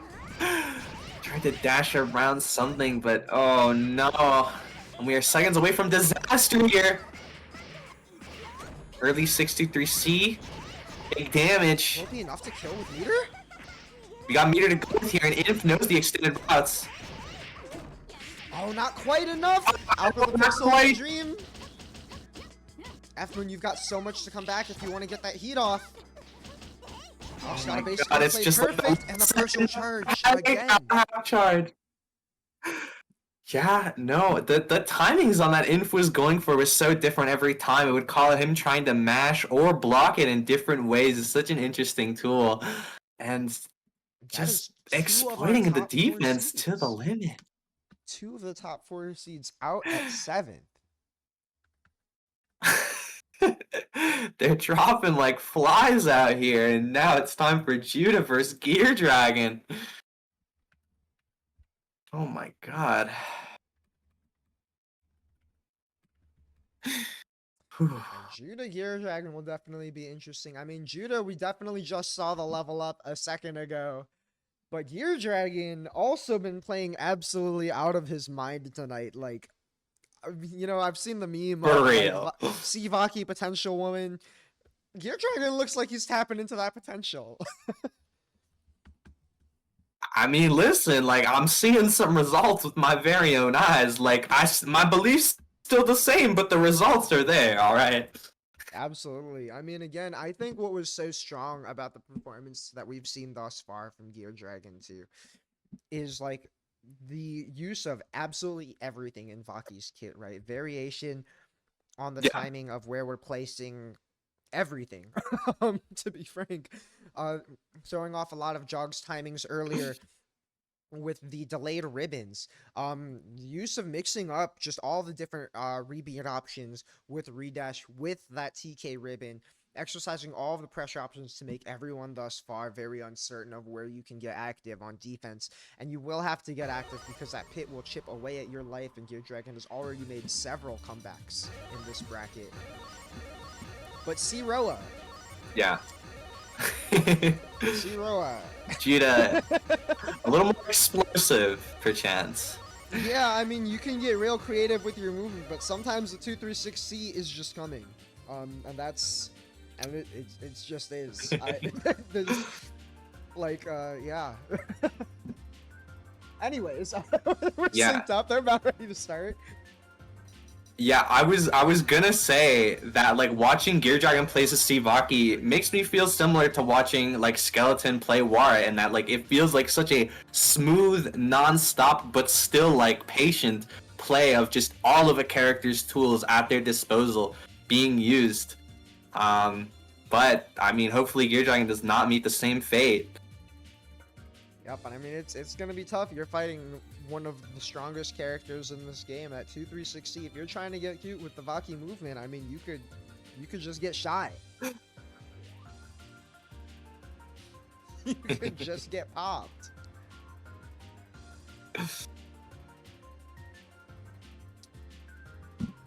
Let them know. But, I mean, took it over Jog. I mean, in this very bracket, I think is no stranger to playing against explosive characters and still finding a way to avoid disaster, but... I mean, made it close, but did not. Only one way to find out. That's how we landed down here, but yeah, we will see. On the red G table, the Dude, dad's our pick. Bracket's too crazy. Ooh, okay. Yup.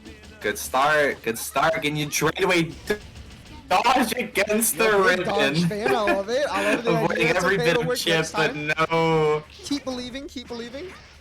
Keep believing. Keep believing. Oh, I know. That is way too far for that to be working out. Yeah. Again, that preemptive ribbon and the little cross-up. Gear Dragon is so good at placing these buttons.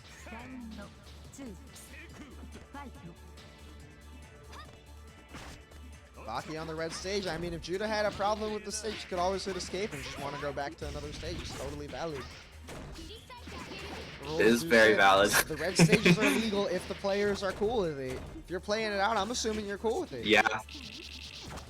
The Vaki lockout happening long enough for the orb to go away, that's going to be a huge turn, because any moment that Zero can slip away, the orb is going to be able to leverage very far.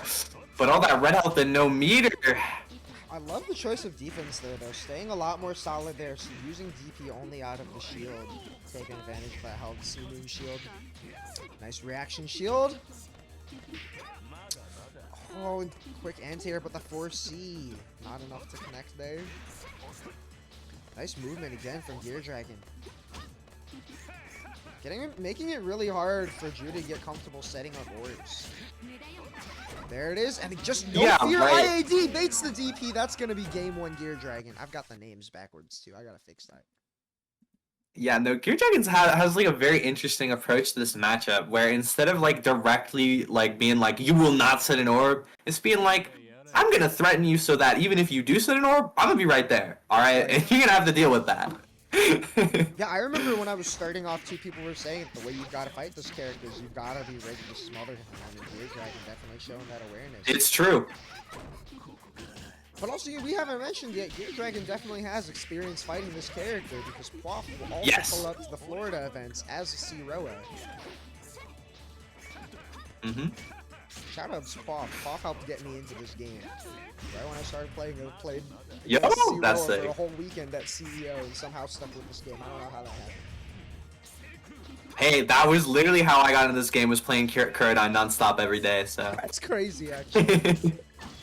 Zero still very alive today. Oh, nice bait on the heat. And that's again what we've been talking about, right? Gear Dragon getting shifty with these offensive options. Ribbon's such a good way to get those plus frames while staying spaced out from a lot of these defensive options on the air stall. And the orb gets the due respect, but we still worm our way out of there as well. Yeah, really awkward drop there. I haven't seen that 623C OTG not just work. Ah, and the helmet check steals the round.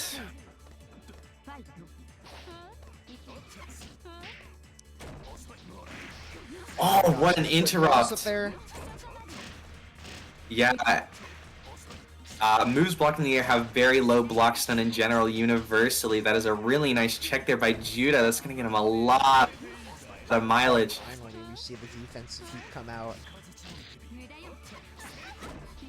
Oh, moves a little far away from the orbs. No longer is the setup. And yeah, Gear Dragon is perfectly ready to take advantage of that and get you back locked down where he wants you. Oh, nice tap there.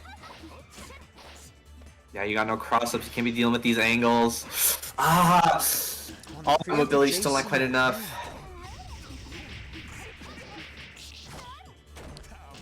Oh, yep, okay. Everyone on their toes with these preemptive buttons. Right? There it is, defensive heat again. Can't get too comfortable dashing in like that. Judah definitely has not forgotten about heat activation. Yeah, tried to dodge the orb there, ended up getting blocked. Backdash through the orb. Backdash orb! Got enough space, and Gear Dragon with the boldness to know. That's the matchup experience, right? Knew that he was over the fork. Oh, and you're getting exploded. Yup. Oh, and overhead, no fear of anything. I mean, again, I would definitely suspect a lot of this comes from. Yep, and yet again, right on top of him after the orb. Has not stopped looking in control until now. Judah flying over the pillar. Big opportunity. Oh, nice backdash. Gear Dragon's backdash is so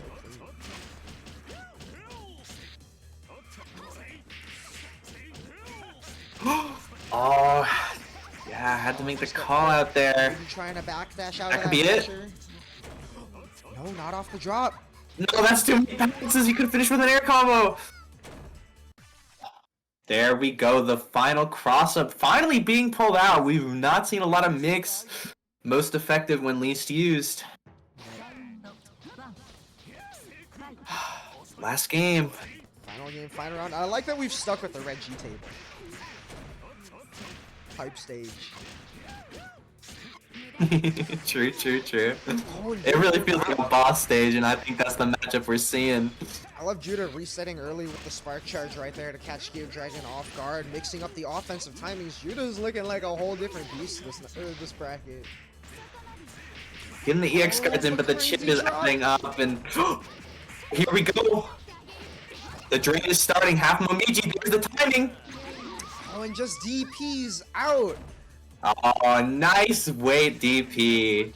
Yeah, great boldness to exert that there, knowing that Gear Dragon just has to lock it down to make the comeback. I mean, you have so much health on the table. No, absolutely, and DPing mid-string too. Yeah. Scouting the mash, and yeah, quick just J9 button. J9 button is one of those things too you have to be so confident in. Because, like, in theory, you're just jumping and pressing, right? It's something that you kill people for all the time. But, like, if someone's committing to an option that's going to riff on it, you got it. Nice sniper. Yeah, and Gear Dragon here now, very aware of Judah's defensive options, just trying to trap something here by chaining into lows and being evasive in the air. Yeah, and this guard bar is getting low. More and more plus frames, just barely finds the gap. But there's the timing for the DP. And there's that guard break. Oh no!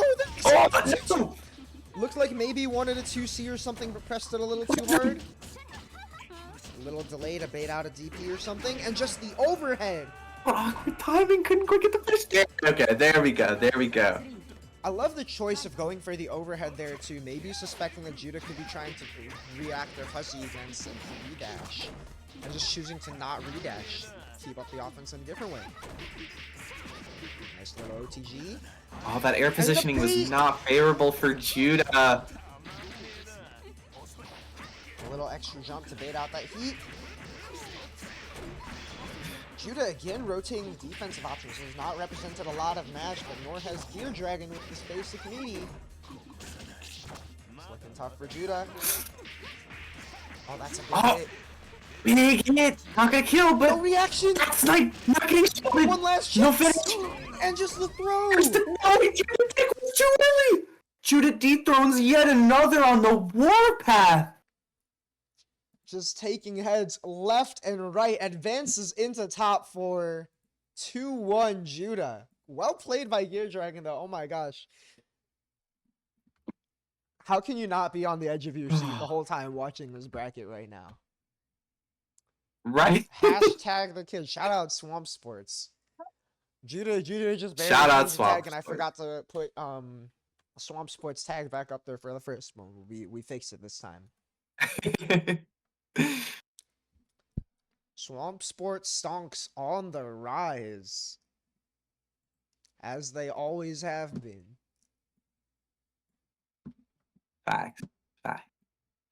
Oh my goodness. Meisho Doto would have Now liked it's that. Imp's Factual. turn. Smashing those bricks. That strength comes from all the throws she's tagged. Oh my It's hard God. to tell too if it was the failed throw tech or if it was just the low shield. Oh, missed the heat too. Tragic. Missed heat. I feel that one. Oh my gosh. I hit ABC earlier and I got counter heat. I must have got like a button or something like that. I swear hitting defensive heat is like way harder in practice for no reason. It seems. It is. I don't get it. I don't get it. It's so funny too because it sounds like cope, but I think I've heard this from literally every Sea Moon player ever. No, it's just real. It's just real. Like straight up. You know what else is real? Oh Rider my God. Insight. Inf, I mean, had to beat Alk to get here. Another player who's been on a crazy run. You're shouting out gear. True, I mean, Ryder's been in the stream chat hyping up Gear Dragon a lot of these sets. Big respect, yo, the console shout out too. We are synced up. I gotta find my way back to fucking tournament chat to mention it. H. Alco against C. Sasuke. I actually don't know. Kai, do you happen to know if Sasuke is tall enough for the fuzzy to work? I have no idea. Because, you know, that was one thing that we've I seen really, Ryder pull really out don't a know lot. H-Aka Fuzzy stuff. Okay, because it's definitely something we've seen a lot from Ryder in the past, but I know does not work Yes. against Len, which is why we don't see that against Council. Yeah, Len's a really obvious one for it to not work, but Sasuke's at a weird height, so it's definitely going to be pretty big. I mean, Inf definitely one to make full use of his defensive options, though. You And kind of got to get offensive some good options stuff still going. in the corner there. Very true! Is there a corner gap there? Yes, there is, but not going for it. Oh, never give up on the 5A dream. Chasing that very reachable dream. Oh, and just a perfect Satsuki round off the bat.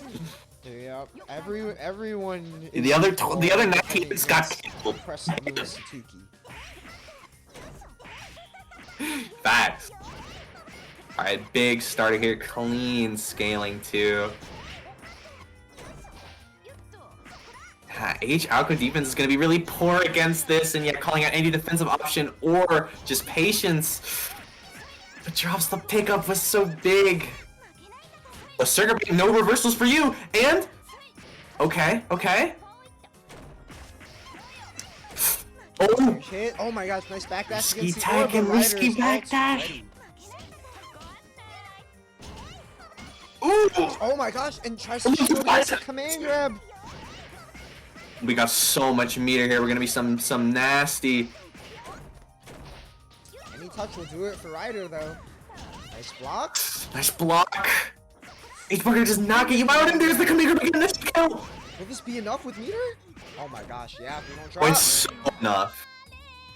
The command grab scaling on C is so good. It's so good. No, for real. And Inf drawing first blood against Ryder. Yet another upset threatening to happen before we're even in top 4. The Seaman Check this Warpath out, today is Captain Deadwood. insane.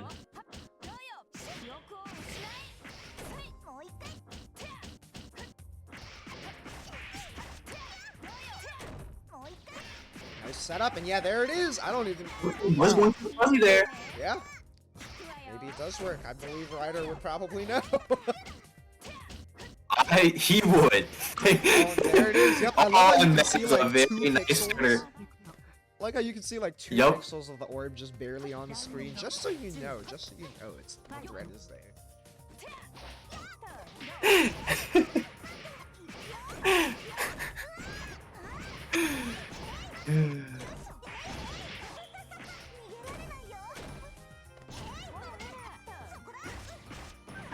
Nice jump. Oh, and the parry base too, but a little too low. Oh my god, so many hits in a row from both players in a span of just a couple seconds. How do you keep up? He's on deck here, so he can burst out of a combo if needed, and H-bunker. I like Ryder just blocking it out against the threat of this 5-frame 2C here. And that's gonna be both down. Oh, nice Ibarra Half there, charge, the but a little too patience paying off. And again with the chase down Chasing on the back to shot in the same exact situation. Gotta cool it down a little there.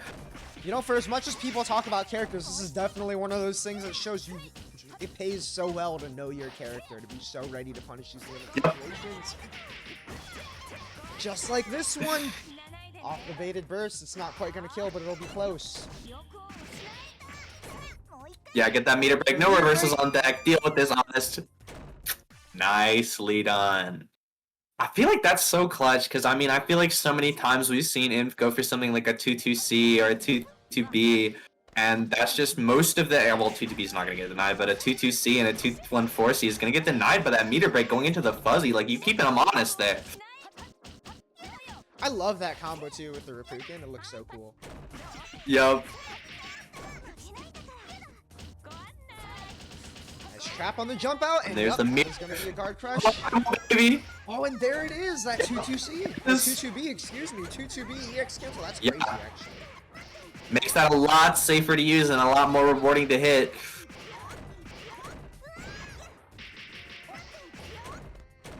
Alright, mixing coming. We got the Satsuki timing down. A little off, but very close. I didn't believe in the 6-2-3C there. Oh, nice momentum shift with the orb, but Satsuki does not care, smacking that orb right out of there. Feeling the burst for the last second too. But you still need one more clean hit. We're gonna see the command grab coming out. Yup. Oh, and there it is, Inf moving up to set point. And on this round, that could be the very last. Ryder's got no meter to work with whatsoever. We haven't seen him very successfully escaping Inf's offense either. This could be really bad, especially with a start like this. Like I said, everyone is equal when defending against C. Satsuki. It could happen to you. It could happen to you, and it might, but then again, Ryder could happen to you as well. But Satsuki 5-8 is right back in there. Oh, it never ends, it never ends. Nice blocks. Oh, a nice block there. We may not have meter, but we can get our way out of here if we just try. That's not gonna be enough to make your way kill. out as H-Moon though, and Inf definitely knows that keeping the aggression up not gonna be enough to kill, but one more touch could do it. Oh, same side. Plus frames, we're not trying to get too risky. Now. Finally. Nice throw tech. How Oh, ready and for that? tech. The falling JC. And that is Yet it. another upset. Just names getting taken left and right. Inf advances to top 4. Skeleton, Alk, and Ryder all out before top 4. Nobody could have seen this coming.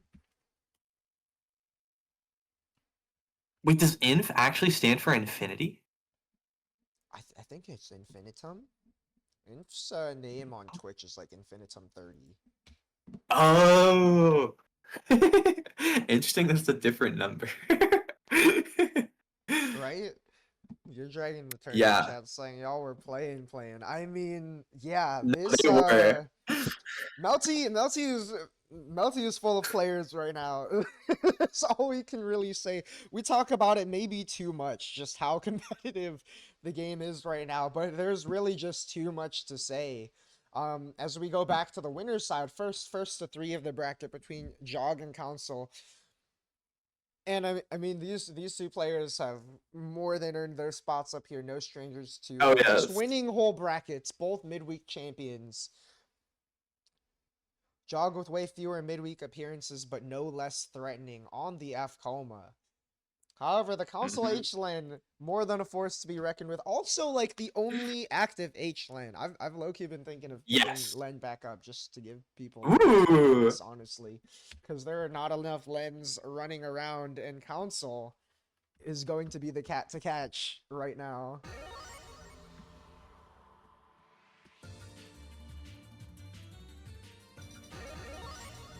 Because Len is just such a tricky character to fight, right? She's also a pretty tricky character to play. Yeah.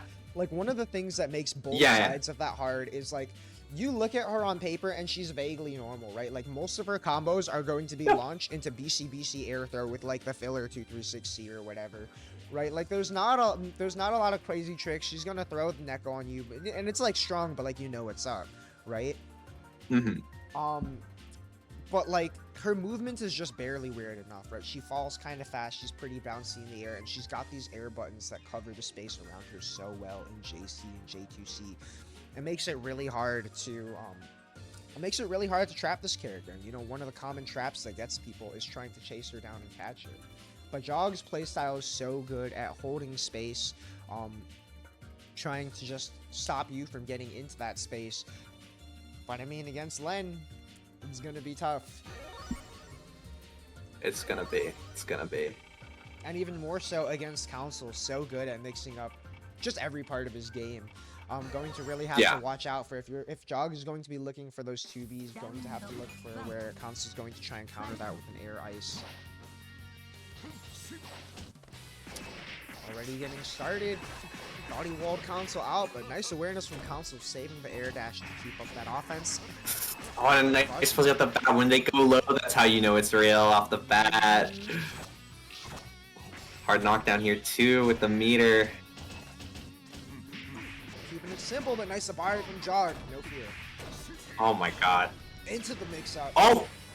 Oh my gosh! Throw into the corner there. Oh, but doesn't quite have the timing. Jog staying so solid here. Nice pickup! Oh, clutch 623C here. OTG situation. Oh my, excuse me. I don't think either of them knew where they were there.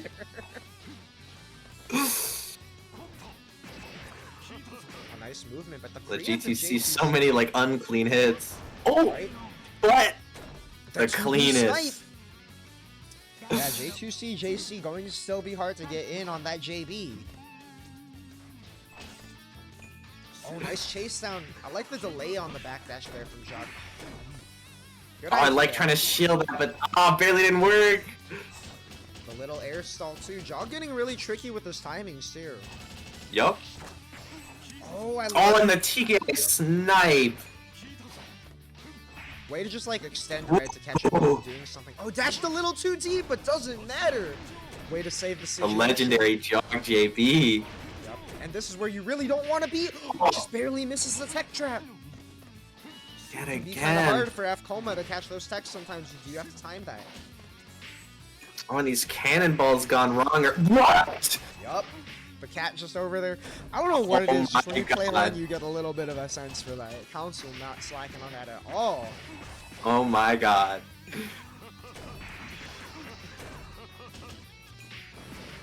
Oh, and the heat's so big here. Yeah, it gets smashed out. We're fine anyways. The scary armor against the ice is horrifying, but we are safe until now. Oh, it could have been scary. It looked like Jog wanted to blow that up too, but just misinput a little bit. The gat!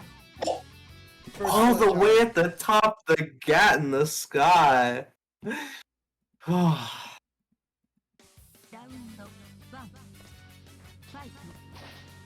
Very few people have taken game one against Council. Very. Jog Jog adding to that list, so and getting a good lead to start here. Blows up the shield. Oh, but Has too like high. a psychic ability to know exactly when you're going to shield the left, right. Dude, and he get that throw does. every time. I swear, every time I've played Jog offline, he just knows. Fast you. Love him have. It's important. Ooh, I like the shield cancel, but a little early. Yep, and going for that tech trap. Jog knows better than to tech. This character is doing the Yet same again, thing hard as to knock Beatles. down. Great meter situation. Ooh, delayed jump there. Interesting. Yeah, it's hard to tell how intentional it was on either end there, but either way, Council is going to be closing out the round off of this perchance. Oh, maybe not with the Croatian. Never mind. Oh, just barely. Perfect, too. Oh my god. Way to answer back. Yeah, nice movement. Off of the stray hit from the ice. Too far for Council to connect there. Oh my gosh. Crazy conversion there. I'm surprised that hit of J2C actually worked to convert to 3C. The black guy giving the knockdown yet again, but oh, always one step ahead of these shields in the corner. Yeah, Council recognizing Jog's shield habit as a player and just barely baiting that out. Oh, That's trying to another jump strong over a aspect of reverse Council's game. so maybe, but gets caught. Yeah, Council 2 through is so 60 should good kill? at using that preemptive J2C to just stop anyone from entering that space and trying to challenge. It seems like such a good idea. Like, what's Lane gonna do? Council doesn't even get a conversion off of that, but sometimes you don't need the conversion. That little hit, just keeping Jog in the Yeah. corner to finish that match.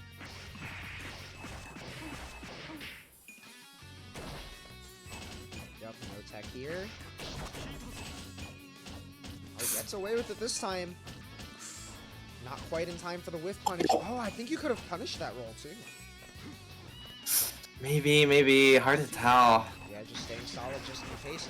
Ooh, clean pickup from Council. Yeah, it's heat time. Nice block. So it's fuzzy time. And Oh, there's the gap for the reversal. Oh, Huge bait from Jog. This could turn the tides. JC hitting the catwalk. Excuse me? Oh, yeah. I don't blame Council for just going for the wake-up bunker. What is going on? Dude, Unfortunate what was trap that from Jog, mix-up? No fear. Oh, but the wake up to 1-4C, you can't be Nice jumping. bait on the shield. Jog is so on top of these H-Moon shield baits. Jog, you're insane. Oh my gosh, an expert placing over the cat. I love the absolute confidence to know that you're getting into. Excuse me, stall the corner. That gets me every time, no matter how many times I've seen it. I'm still never. Almost got that.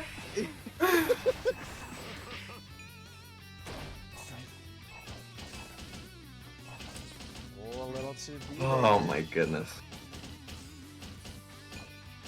But yet again, using the threat of heat to abuse when he's going for the arc drive. Still has it on deck at Nice any placement moment. from Jog and the punish on the H-Moon burst. Oh my gosh, Oh, the like you said, aura game. definitely What? was supposed to be a combo, but clean pickup from Jog, staying solid on the situation. It definitely looked like Council was trying to read the command throw there, but Jog just with a quick slap in the face.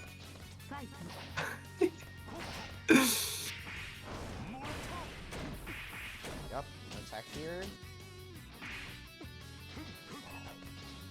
Both these characters too, I mean both these players from what their characters are doing to people gotta know that when this person is putting you in the corner here, you do not want to tag. Unless you absolutely have Yeah. to. Nice Council timed it well to spend no meter. Yeah, having the mover on the cat threatening his normal 2B timing, but no such occurrence now. Yep, all too well. 2B so good at sniping people out the air. Oh, went for the little Street Fighter like whiff into throw, it looks like. Oh, nice The corner position from cap. Jog too. Managed to sneak out of the corner in that situation. Holding on to that meter still too. A lot of options on the table for Jog and getting thrown yet again. 3 throws in a row. Nice crouch under A little that. too high. I swear and he that knows. caught the He's shield. psychic. How does he know? How does he know? Dude, I'm saying. How can Sometimes he know? I don't know if he know or if he like implants the idea in your mind with his scary aura. Like, I don't know. The footsies were too Jog like. Set Facts. point Jog. Set point. Oh, and big air Oh. counter hit. Big snipe off the bat, but ooh. Nice gamble on the Heck is ground gonna kick get from out of the Council, CC3B. though. Armor not enough there. Yeah, Jog not confident in that conversion. Just taking the damage he knows he can get.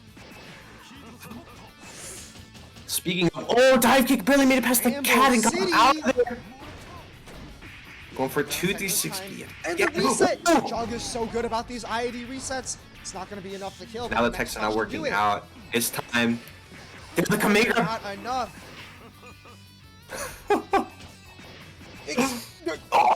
Cross off the excuse me. Oh, it's just a run up command throw. Jog 3-1 moves on to winner's side grands. You know what's crazy is technically on that bracket, according to seeding, this is an upset. But like, how do you even call that an upset? Jog is too Jog like. Right. He's jolly like. For Like this is what we were talking about, Frosty. Like the level of play is too high. Like if these people beat each other, like they just cooked. That's all it is. All right. For real, I feel like every time I'm watching a Melty bracket these days, it's like it's hard to say much about who won the bracket except they did what they had to do. And speaking of doing what you had to do, two players who did exactly that for 2 sets in a row. Oh to my get goodness. here. Inf and Judah having taken hella names, make it into this top 4 losers set. Yup. Last first to 2 of the bracket. C Satsuki, C Roa. It's Oh. like one of those surprising, not surprising. And the worst part is, you know, LFGNA is going to have a field day with this one. But I mean, these two players have definitely proven they have my earned God. these spots. Insane play. Up until Yes. Here. Already at character select. They're ready to go. They're in there. They're in there.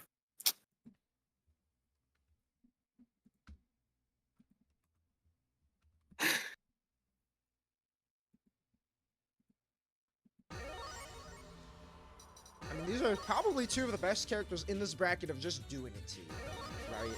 Yeah. Some of the Yeah. strongest, Yeah. arguably the strongest offensive ND characters in this bracket right now. But again, Satsuki's weakness, the thing that bars her from often being considered in the same tier as C Roa, is that she can kind of get walled out a little bit by what Roa's got going on. She's really got to get into Roa's space, make him uncomfortable here. And not being able to scout with JA, having kind of the heavy step dash that she has, could be a little tough, and Judah's made some great adaptations thus far. But again, everybody is equal when defending against C Satsuki. If Inf gets that hit, I mean, it's gonna be Satsuki time. Oh, already a much different game than we're used to seeing there. The dash normal from Judah, but sinking in. Satsuki with the first touch. Just empty mid, excuse me. And you have become equal. Yeah, it looked like maybe the 5A was potentially Hito-ish. Had the shield. Very, not very really likely. this time in time. We've got more than enough meter to kill here. Or do we? Maybe not quite. That's coming in clutch, but the Oh yeah, corner just going for the seal mixed even up. more Still clutch. perfect. Explosive start for Inf. Oh, I love the air stall into the snipe there. Ooh, and the clean super jump to set up the orbs there. Okay. I like it. Oh my gosh, the dash. Oh, into taking nice advantage of that dash 5 there. frame button.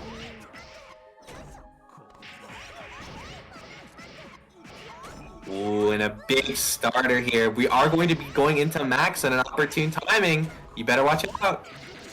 Ah, not quite. Little too prorated. And there's the heat, finally trying to bait a DP on the active Active frames. enough to get that snipe. Oh my gosh, I love Judah playing on the anticipation of orb to get that IAD in. And yeah, this is exactly where Roa wants you. Great use of a mental stack to earn. Oh, but there's so much position. meter on the here, but watch out. The fakest reversal that somehow always works. And that 5B also And going to work. little 2, 3, too 6. slow. Route 236C is like a cowboy quick draw. For real, actually, it's a jump scare for real.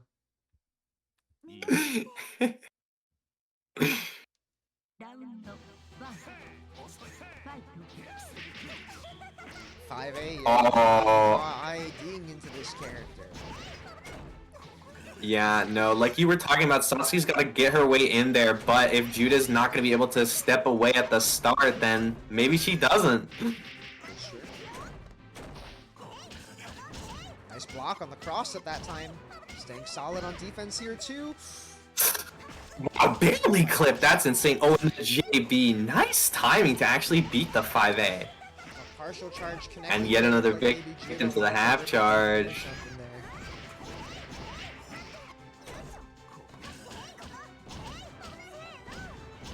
Nice blocks.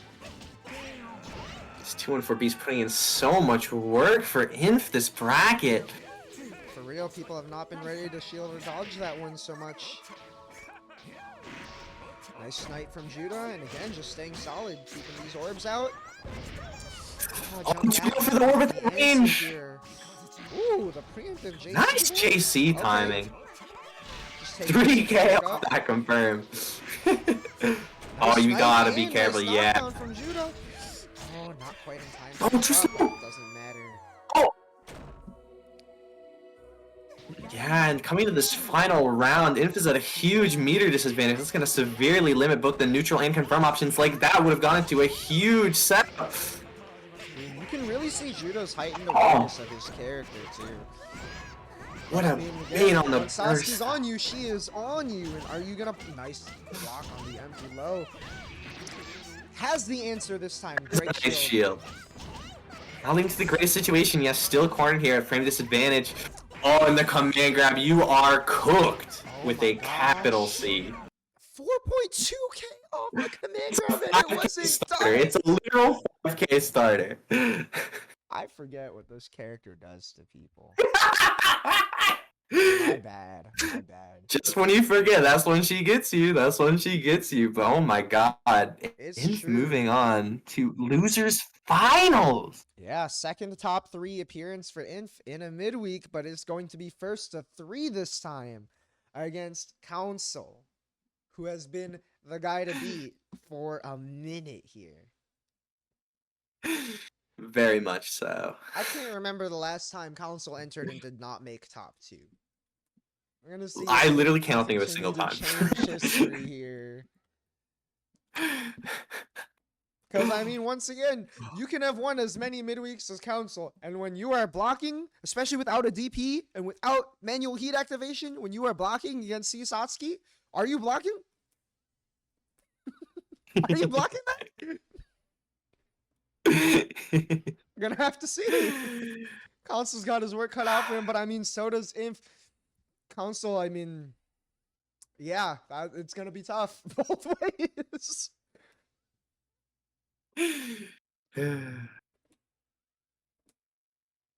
Most of my experience fighting Sasuke when I was playing lane actually was against F, who does have some unique advantages over C, in that meter charge is pretty good at making lane approach. Yes.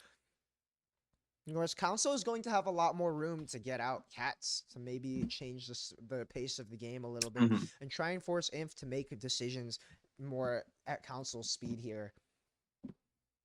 Going to see what kind of choices Inf exerts against Council to make this happen. Also, Council is someone I am expecting to be very ready for these 2-1-4s in pressure. Yes. Yes. Council's already represented a lot of bold roles. Always good at representing the shields and bunkers against people. It's definitely a lot of how he makes this champion work so well. Because much as this character can be hard to catch, she's also pretty hard to defend with. Council is just so on top of his game. Atpo's so consistent. Yep, we saw even versus someone like Ryder. Yeah. And like Ryder's character was not able to exercise her strongest offense against Lane, right? In the fuzz. Sure. Satsuki does not care. Satsuki certainly does not care. Satsuki will be swinging. Completely unavoidable. Completely unavoidable. But sometimes you don't gotta avoid it to beat it. It's true. I mean, you really don't have to avoid it when you have what looks like jumping over into same side, the accidental mix-up. DX shield.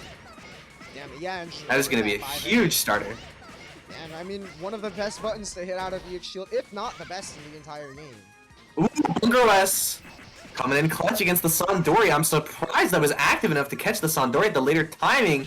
That means it did it nice. Oh, nice Landed shield! just in time for the one shield to pan out. Normally you have to double shield that. Yo, Inf knows the counter. we know! I always get so hyped for that. Right? Gotta love people knowing. Plus trams, yeah, no opportunity to get heat. That's it. Still got some great meter though. That's the trade-off. That's the trade-off. You keep it. Oh, it just runs you into the corner off the round start, but unfortunately does not make the gamble. That is gonna cost you dearly. What? Oh my god. Anti-command grab gameplay. Jesus Christ. Oh, yup. Oh, and here it is again, but no, dodge! Dodge not. Dodge is active not enough the for this one. answer. Oh, it just burns the rest of that meter. Hard knockdown. Hold this mix up. Or not. Ooh, Black Hat made the tick there not work. Ooh, but nice fade back ice. Oh, I love the idea Oh, from console oh, trying what to a stick out starter. that This is shade. huge.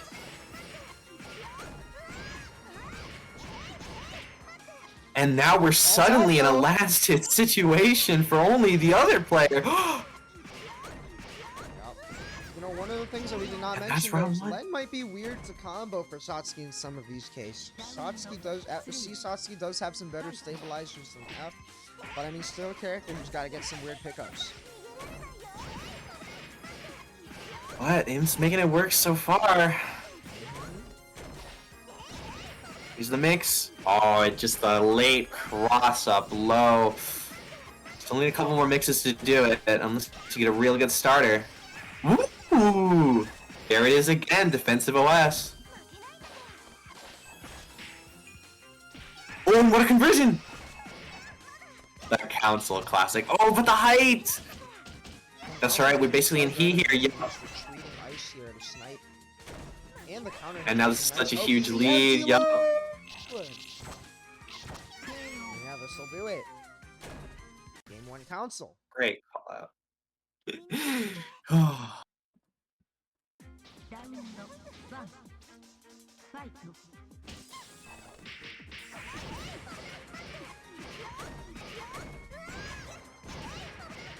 Nice adjustment on the combo there. Throwing console back in the corner. And there it is. There's that defense we're talking about. Console was just blocking it Yup. the right way.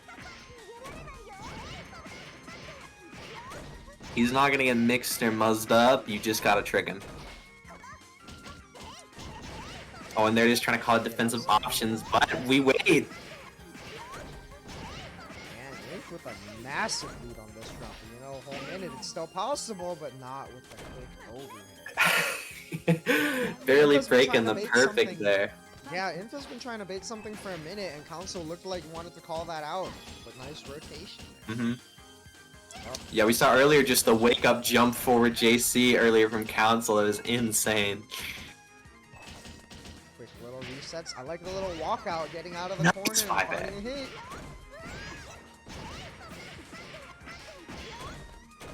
Alright, in Max here, whatever you're gonna get hit with is real bad for you. Yup. Oh! Oh, it avoids the unblockable Yeah. setup, but still takes a hit. That's huge. Potentially Yeah. a good hit. Oh my gosh. Oh! Wait, excuse me? Did that convert? Was Yes! that combo Yes, it reset? I did. couldn't even see. Oh my gosh. Oh, I tried to rebeat against the bunker, but not quite enough. 2 to a 2 slow on that jump in.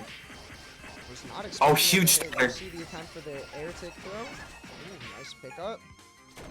One touch I'm game. also working in that little optimization with the 6-2-3-B. We haven't really seen that from him much in the past. I feel like this is the first bracket where I've seen that consistently. Yeah, normally only goes for it because first characters like Nero who you have to loop weirdly, but this is I feel like the first time I've seen it for someone else. Right? Oh no! It looked like maybe he wanted a 6-2-3, but ended up chasing that dream, and it sure is uncatchable.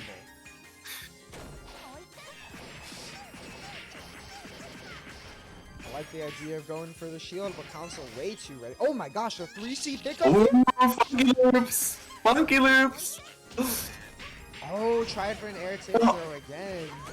Not quite though. Not quite right. All right. Watch your head. Yup. Watch your toes. Yeah, now with this meter situation. Yup. Yeah. This hit will easily kill. And just like that, one apiece. One apiece.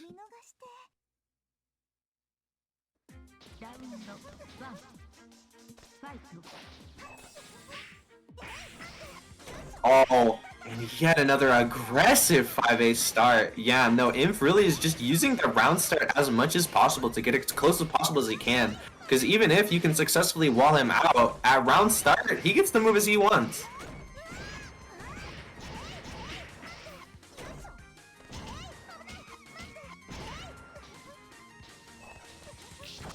Nice retreating movement from Council.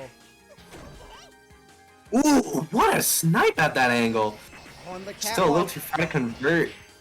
I love Council. Oh, and now it's heat time. So defensively here, like he's down so much life, but knows he's still got so much time, and just playing defensively to let him try and take this offense and give himself the chance to. Oh, the H shield no conversion. Oh my gosh, and he's Oh, actually and not the fighting up. conversions from these air to airs. Yeah, Inf not afraid to mash. Council kind of banking on the fear there with that empty jump after the JC. One final mix. Yeah, going low. Ooh, the fake out catches the early jump out. Very nice. Right, and what's so sick too is he's been representing that 2-1-4B so much, and if Council's been watching, Yeah. it makes sense that he'd be looking for that. Finally mixing it up. Yeah. This defensive bracket. Great bait from Council. though. You said Council would be ready, and he was ready, but so is Inf. Excuse me? Yes, that has chargeable clashing. That has chargeable clashing. Don't ask, it just does. I always forget about that. Inf also Oh, forgetting 2C, about 2 the close here, to and the no, you sun, cannot 2B. be taking there. No, you cannot. But we missed our link. New chance on life. Yep, nice. Only so much you have to do. That didn't convert. Not falling for that. ILD out of We're the getting corner. two in the gap. Oh, and the OTG. Nice OTG.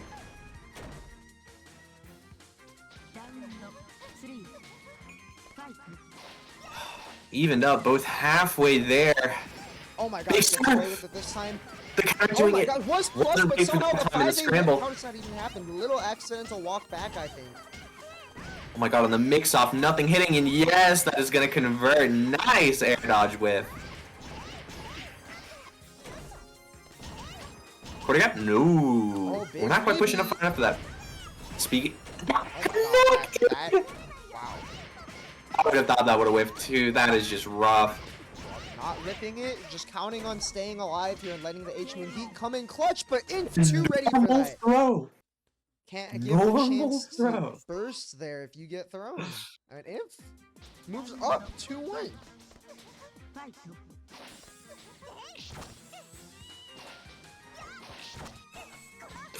A little too far. It's get not that gonna give a pickup. convert, yeah.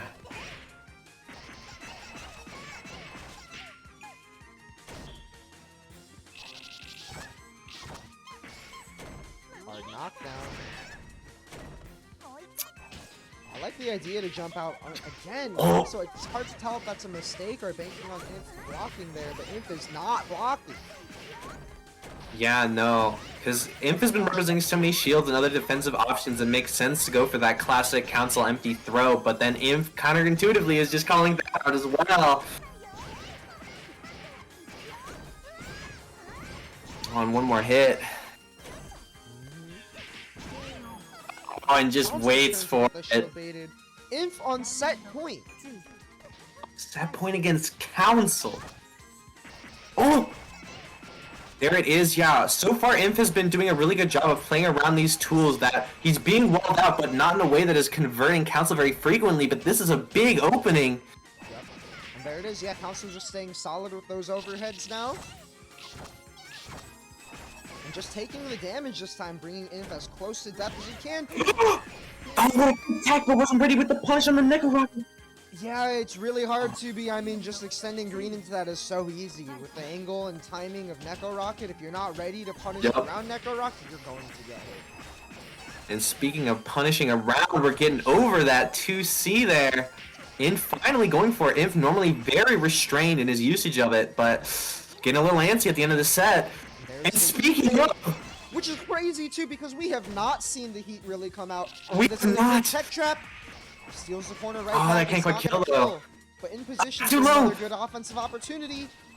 Such a Oh my huge gosh, health lead. defensive JA actually trapping? I thought for sure that on block Council would have had the advantage to keep that offense going.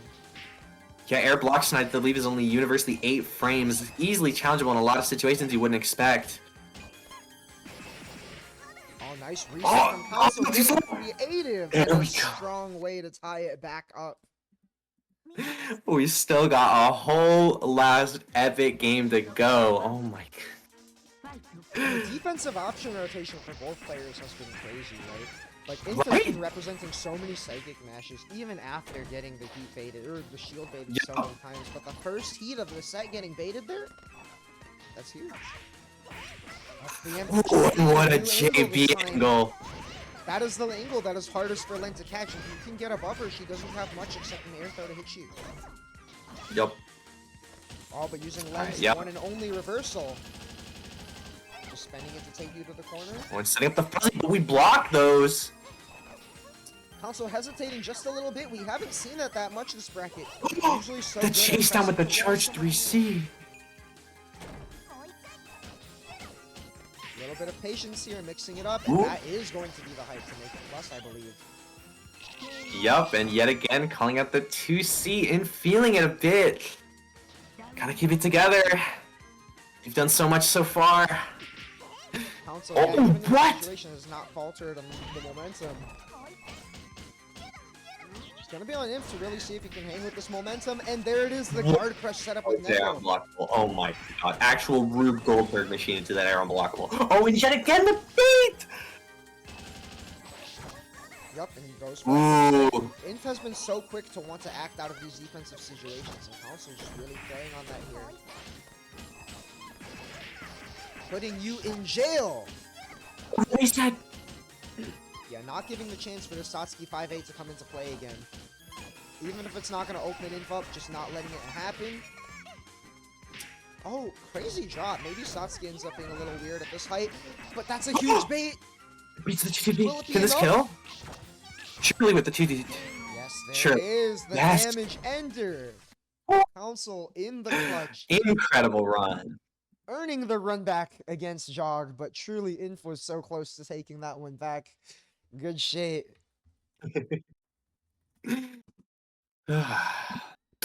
But shout outs. What an unbelievable run from both Inf and Judah today, taking it so far on top of their game. For real. I mean, this bracket has just been ridiculous. From top It to bottom. has. It has. It has. It's kind of unreal. There's like hardly even stuff to say at this point, except just seeing how crazy these matches are gonna play out. Like, Right. I don't know. We saw. I mean, 3-1 is very few people. Oh shit! I put that in before they're at CSS. Ooh. Very few people have beaten Council by more than one game. Right. I think it's just Skeleton. I think it's only Skeleton. And I think actually Ryder Would and not surprise TMS me. did that with the C Outgo swap the one time. Sure. But I mean, Jog was looking pretty on top of it, and I think one of the strongest things that you have to have as a player to be able to fight Council, as proven by those who have come out victorious, has been just being entirely unfazed. Yes. Like, Council's so good at making these little adaptations, switching the momentum. Like, one of the big things in that one was Council was really trying to put the fear in Inf and was getting Satsuki 5A mashed for it. And eventually, he was just like, you know what? I don't care, and just stayed solid. Just kept trapping Yup. 5A, going for a lot of frame traps, and really relying on the traps on the movement, the little tiny touches that he can get to make that happen. Oh, Riv also. True. Right. Yeah. Forgot about Riv, the one bracket. That was... Yeah, oh my gosh. There's just been so many competitive brackets. It's too hard to keep track of these now. Melty Blood might be kind of crazy. It's true. But yeah, Jog, I mean, Jog, it was interesting too because the set right before that against Gear Dragon, we saw get pretty dicey, right? Jog looked a little bit Really uncertain of dicey. how to respond to the adaptations Gear Dragon was making in like the little nuances on Vaki movement. But it's not like Council represented any less of that. But Jog did such a good job of just like staying solid and playing to his character's strengths in order to close out and get some of the clutch snipes on Council that led to the game-winning hits. But Council, I mean, is coming off of a lot of momentum here with that set win. Yeah. Like, that was... You break the streak, you steal the momentum.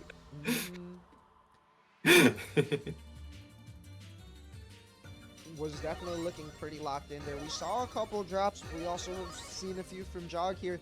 I feel like this is really going to be a battle of mental. Yeah. No, I was absolutely talking earlier about just how much like a strong player can like have that mental weight on their opponent, and these two are very much the players who will do that to you, but they're also the players who will resist that and just keep going.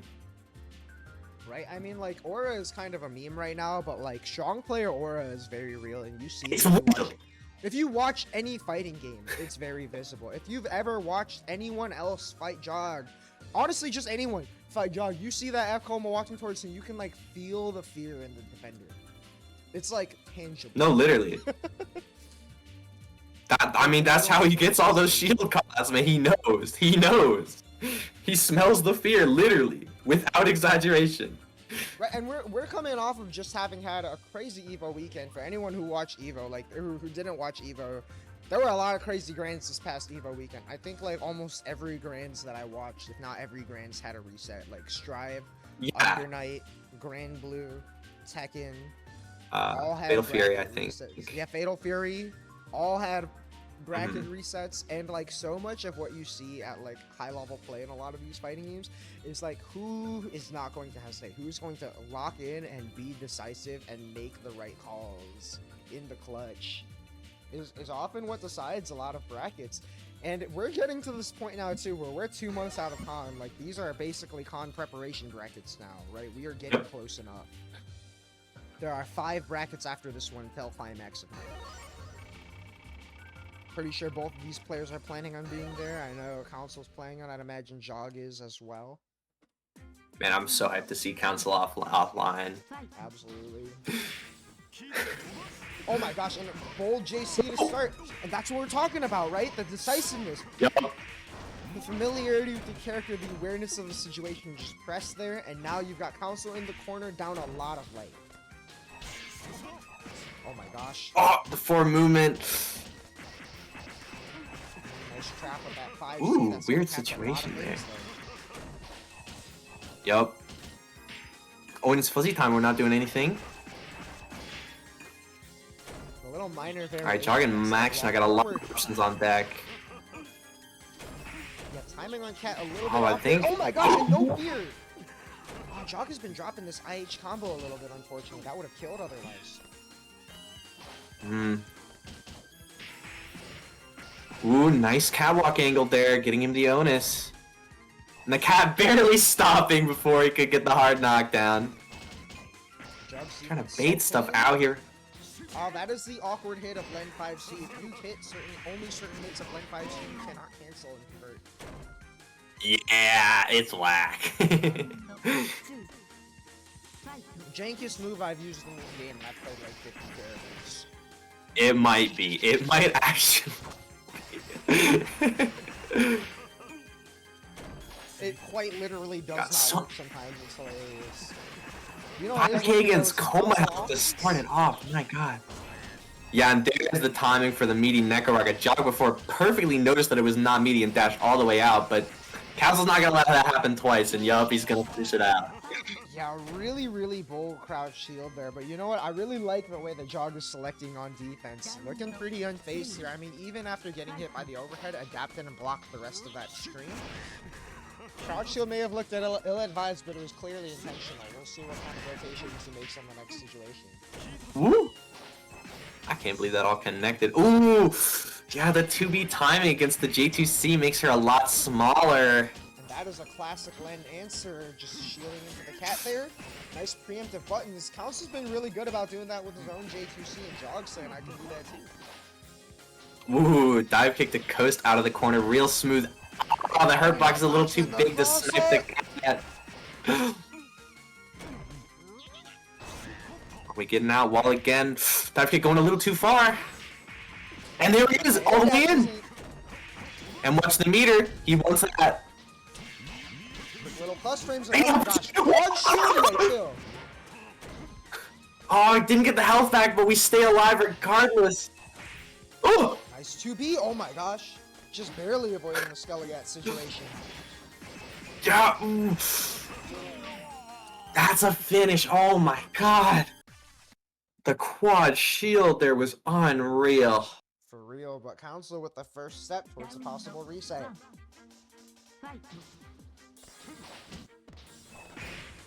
Jog is playing a lot more aggressively this set too, a lot less afraid to throw out these preemptive buttons. Yeah. But a lot more bold on this tech.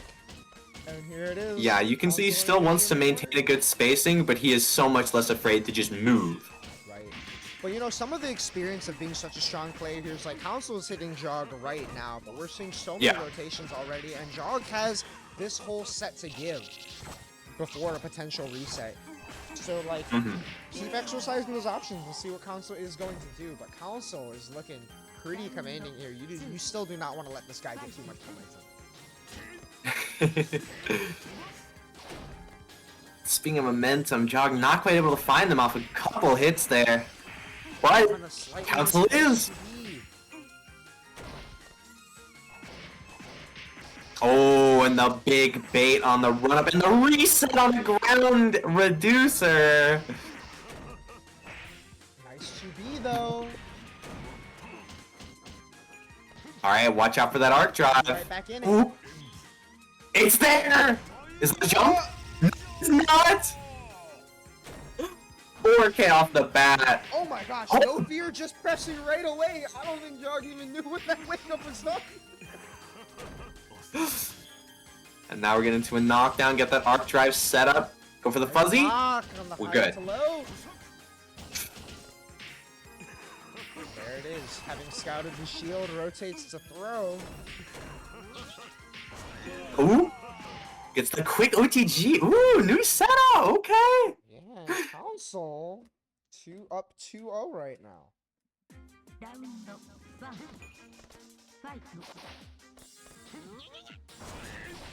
Alright, yeah. Gotta watch for the rocket, but yeah, when you got all that space, you can defend it. But consequentially, Len, you can throw out the icicle. that's her to be. Oh! And gets reset in the dome by the JC air dash. Yeah, you jump. And there's the fuzzy. You have to be already jumping in order to avoid that command grip, unlike the other moves of combat. Yep. Crazy blocks from Jog.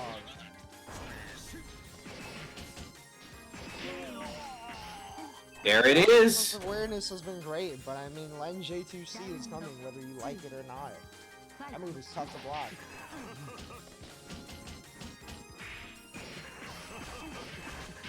Ooh, nice link. 3K off of that? Okay. A little snipe, a little too far to convert. I like the idea. Yup, knows you can't get it. Cross again. Back up. That's This is like character nasty. mastery coming into play too when you know you're not in position to get a great conversion, so you just take what you can get. Then he smells the shield yet again. Oh my gosh, huge hit for Jog. There's the round. Yup. Jog on the board for the first time in a minute. A lot of momentum though, hasn't quite fully stopped. Oh, great. Ooh, spins the meter at the last second. Nice. And a 4.8k from Len. Oh, Jog's first time representing. Oh, what a huge starter. Get you back in the corner, that's look a at strong that. play from Council too, knowing that you have such a health that you can afford to just like scout what your opponent's going to do on defense. And we've got a Yup. reset. We have a clean reset. off the perfect. And yeah, back to character select. Probably just to reset the count, but also take a moment to breathe.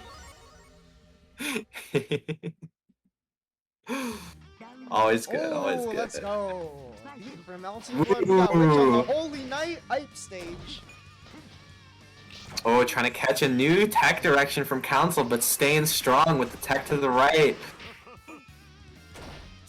No ground tech from Jog. Knows Council's looking.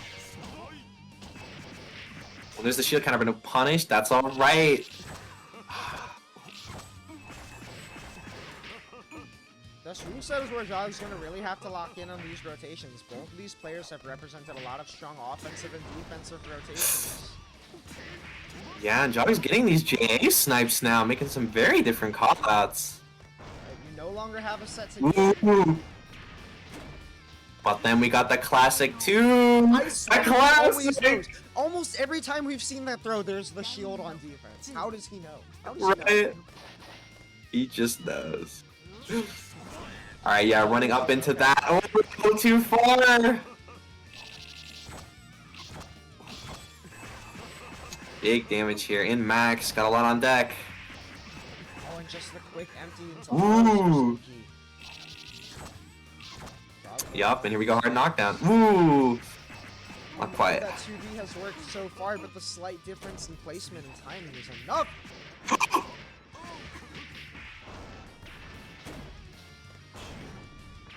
Oh, again! Yo, the full conversion? Not quite. Yes, we got those. The damage on that is crazy. EX cancel on the 6-2. That's a tech. Not far enough in enough time. Oh! You're gonna trap what you got. That is so hard to multi-shield. I've only ever It seen is. one person do that while I was playing Len, and I never found out who they were. Yeah, it was some Shadow HB. Another snipe. The JAs and cannonballing in there. Yeah, putting on a lot more pressure from the start here. Not trying to get places, just trying to be places, really.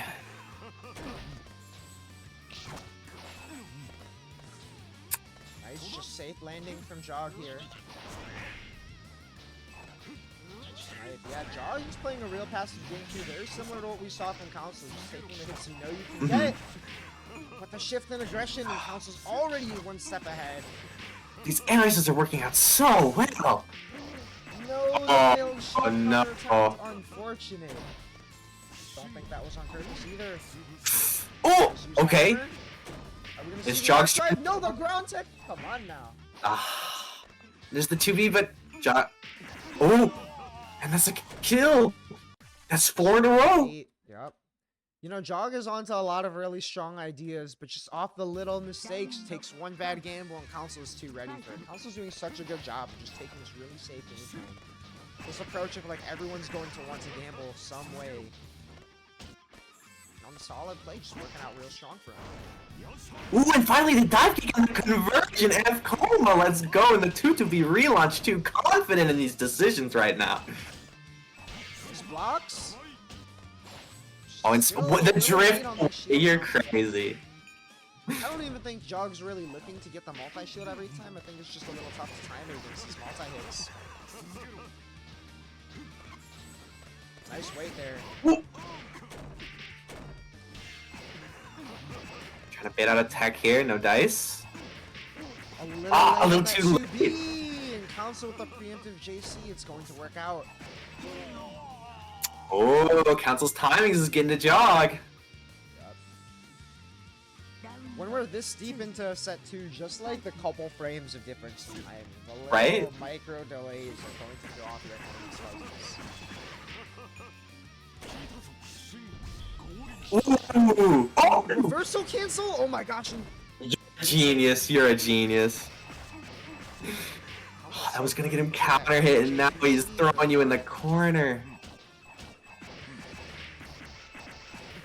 Oh, huge. One more. One more anything. Yup, just locking you down. No meter to go for a reversal. One more. One more in the 6-0 sweep. Jog taking a moment to breathe here before we get back into this. Just a little rotation from Council. You know, I think one of the strengths of a strike throw character. Strike throw is so hard to defend against in a game where strikes are air blockable for the most part. Forcing people to make decisions so quickly, and then just going for the delays when you want to make that decision fast. Yeah. But John, again, the psychic throw. He knows. Can you off this? No way. Oh my god, the J2C barely sneaking around. Yeah, that shrunk hurt box is really coming in clutch so much for Council this set. Oh, for sure. I'm getting very used to using that over that JC there. Ooh, getting caught at guard crush. when it's fuzzy time, but yup, you're getting thrown. There's the weakness of these Coma defensive options. So many defensive options, but they all have their answers.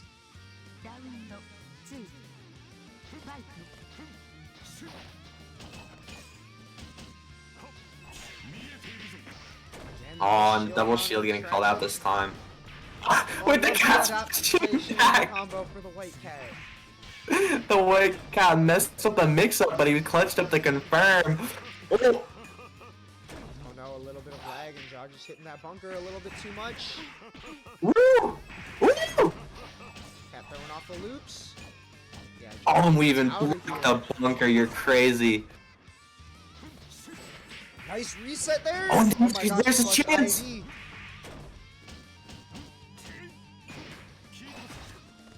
Yup, and that's the range where he's really got to commit and pressure, and the 3C card's gonna work with the 2B. There it is. All out here, big opportunity. Yup. Jog is so good establishing such solid play on the frame check, so it's so hard to tell when he's gonna go Right. for throws. Oh, I love the preemptive dive kick there, and the last hit of J2C is crazy. Oh, and pushing you into the corner with the catwalk and going for onside. No one else will be able to take an interaction like that and get offense like this. No. Box. Oh, the tip. Oh, and the we get out. B just a little bit too early. And we're right back in. This could be it. So looking for a defensive option, and it doesn't happen. Oh, Way to RPS through the ice. Oh, and the pulls simple up play. in. Oh, Gateway gets the tip. Nice way to deal with the catwalk there, just not pressing, but this could do it. Not quite enough. You have to tech. Yeah. That's it. Yup. The 2-3-60 is gonna be it. Council back on top with an utterly convincing grand sweep in the reverse. Oh my goodness. Yet another midweek win for Council, but good shit to Jog. I mean, that set might have been a 6-0 run back, but Jog still played mad nice for a lot of that set. And so did a lot of people through this whole bracket. I mean, we said it was a competitive bracket from the start, but I mean, that was kind of crazy. There was too many sets to say too much about. A lot of breakout performances and just crazy results all around. Thank you to everyone for playing. We are definitely in con preparation season for real with how that bracket was looking. And yeah, I don't know, we've got 5 midweeks left until con. The next one is going to be in 15 days, Thursday, August 21st. So especially if you're going to con, planning on going to con for this game, be on the lookout for that. Keep entering Multi-Build. There might be a couple other events snuck in. I've got a lot going on, so we'll see if we're able to make any of that happen. I know we ran the casual events a couple months ago, and I haven't had the time or space to do that. But if that is, it'll probably be a last-second announcement. So be on the look for more event announcements. Yeah, that's really it. I don't know. You got anything? No, also, just my usual shout out. Summer this Saturday. If you're available this Saturday, check the tournaments channel in main court. Manabeo runs a 3v3 tournament, SBO style every year. First to ones, teams of 3. It's a fun chill time. Played in it last year with a couple friends. Silly little event. Highly recommend. Yeah, that's it. Thanks for watching. Thanks for playing, and see you in 2 weeks.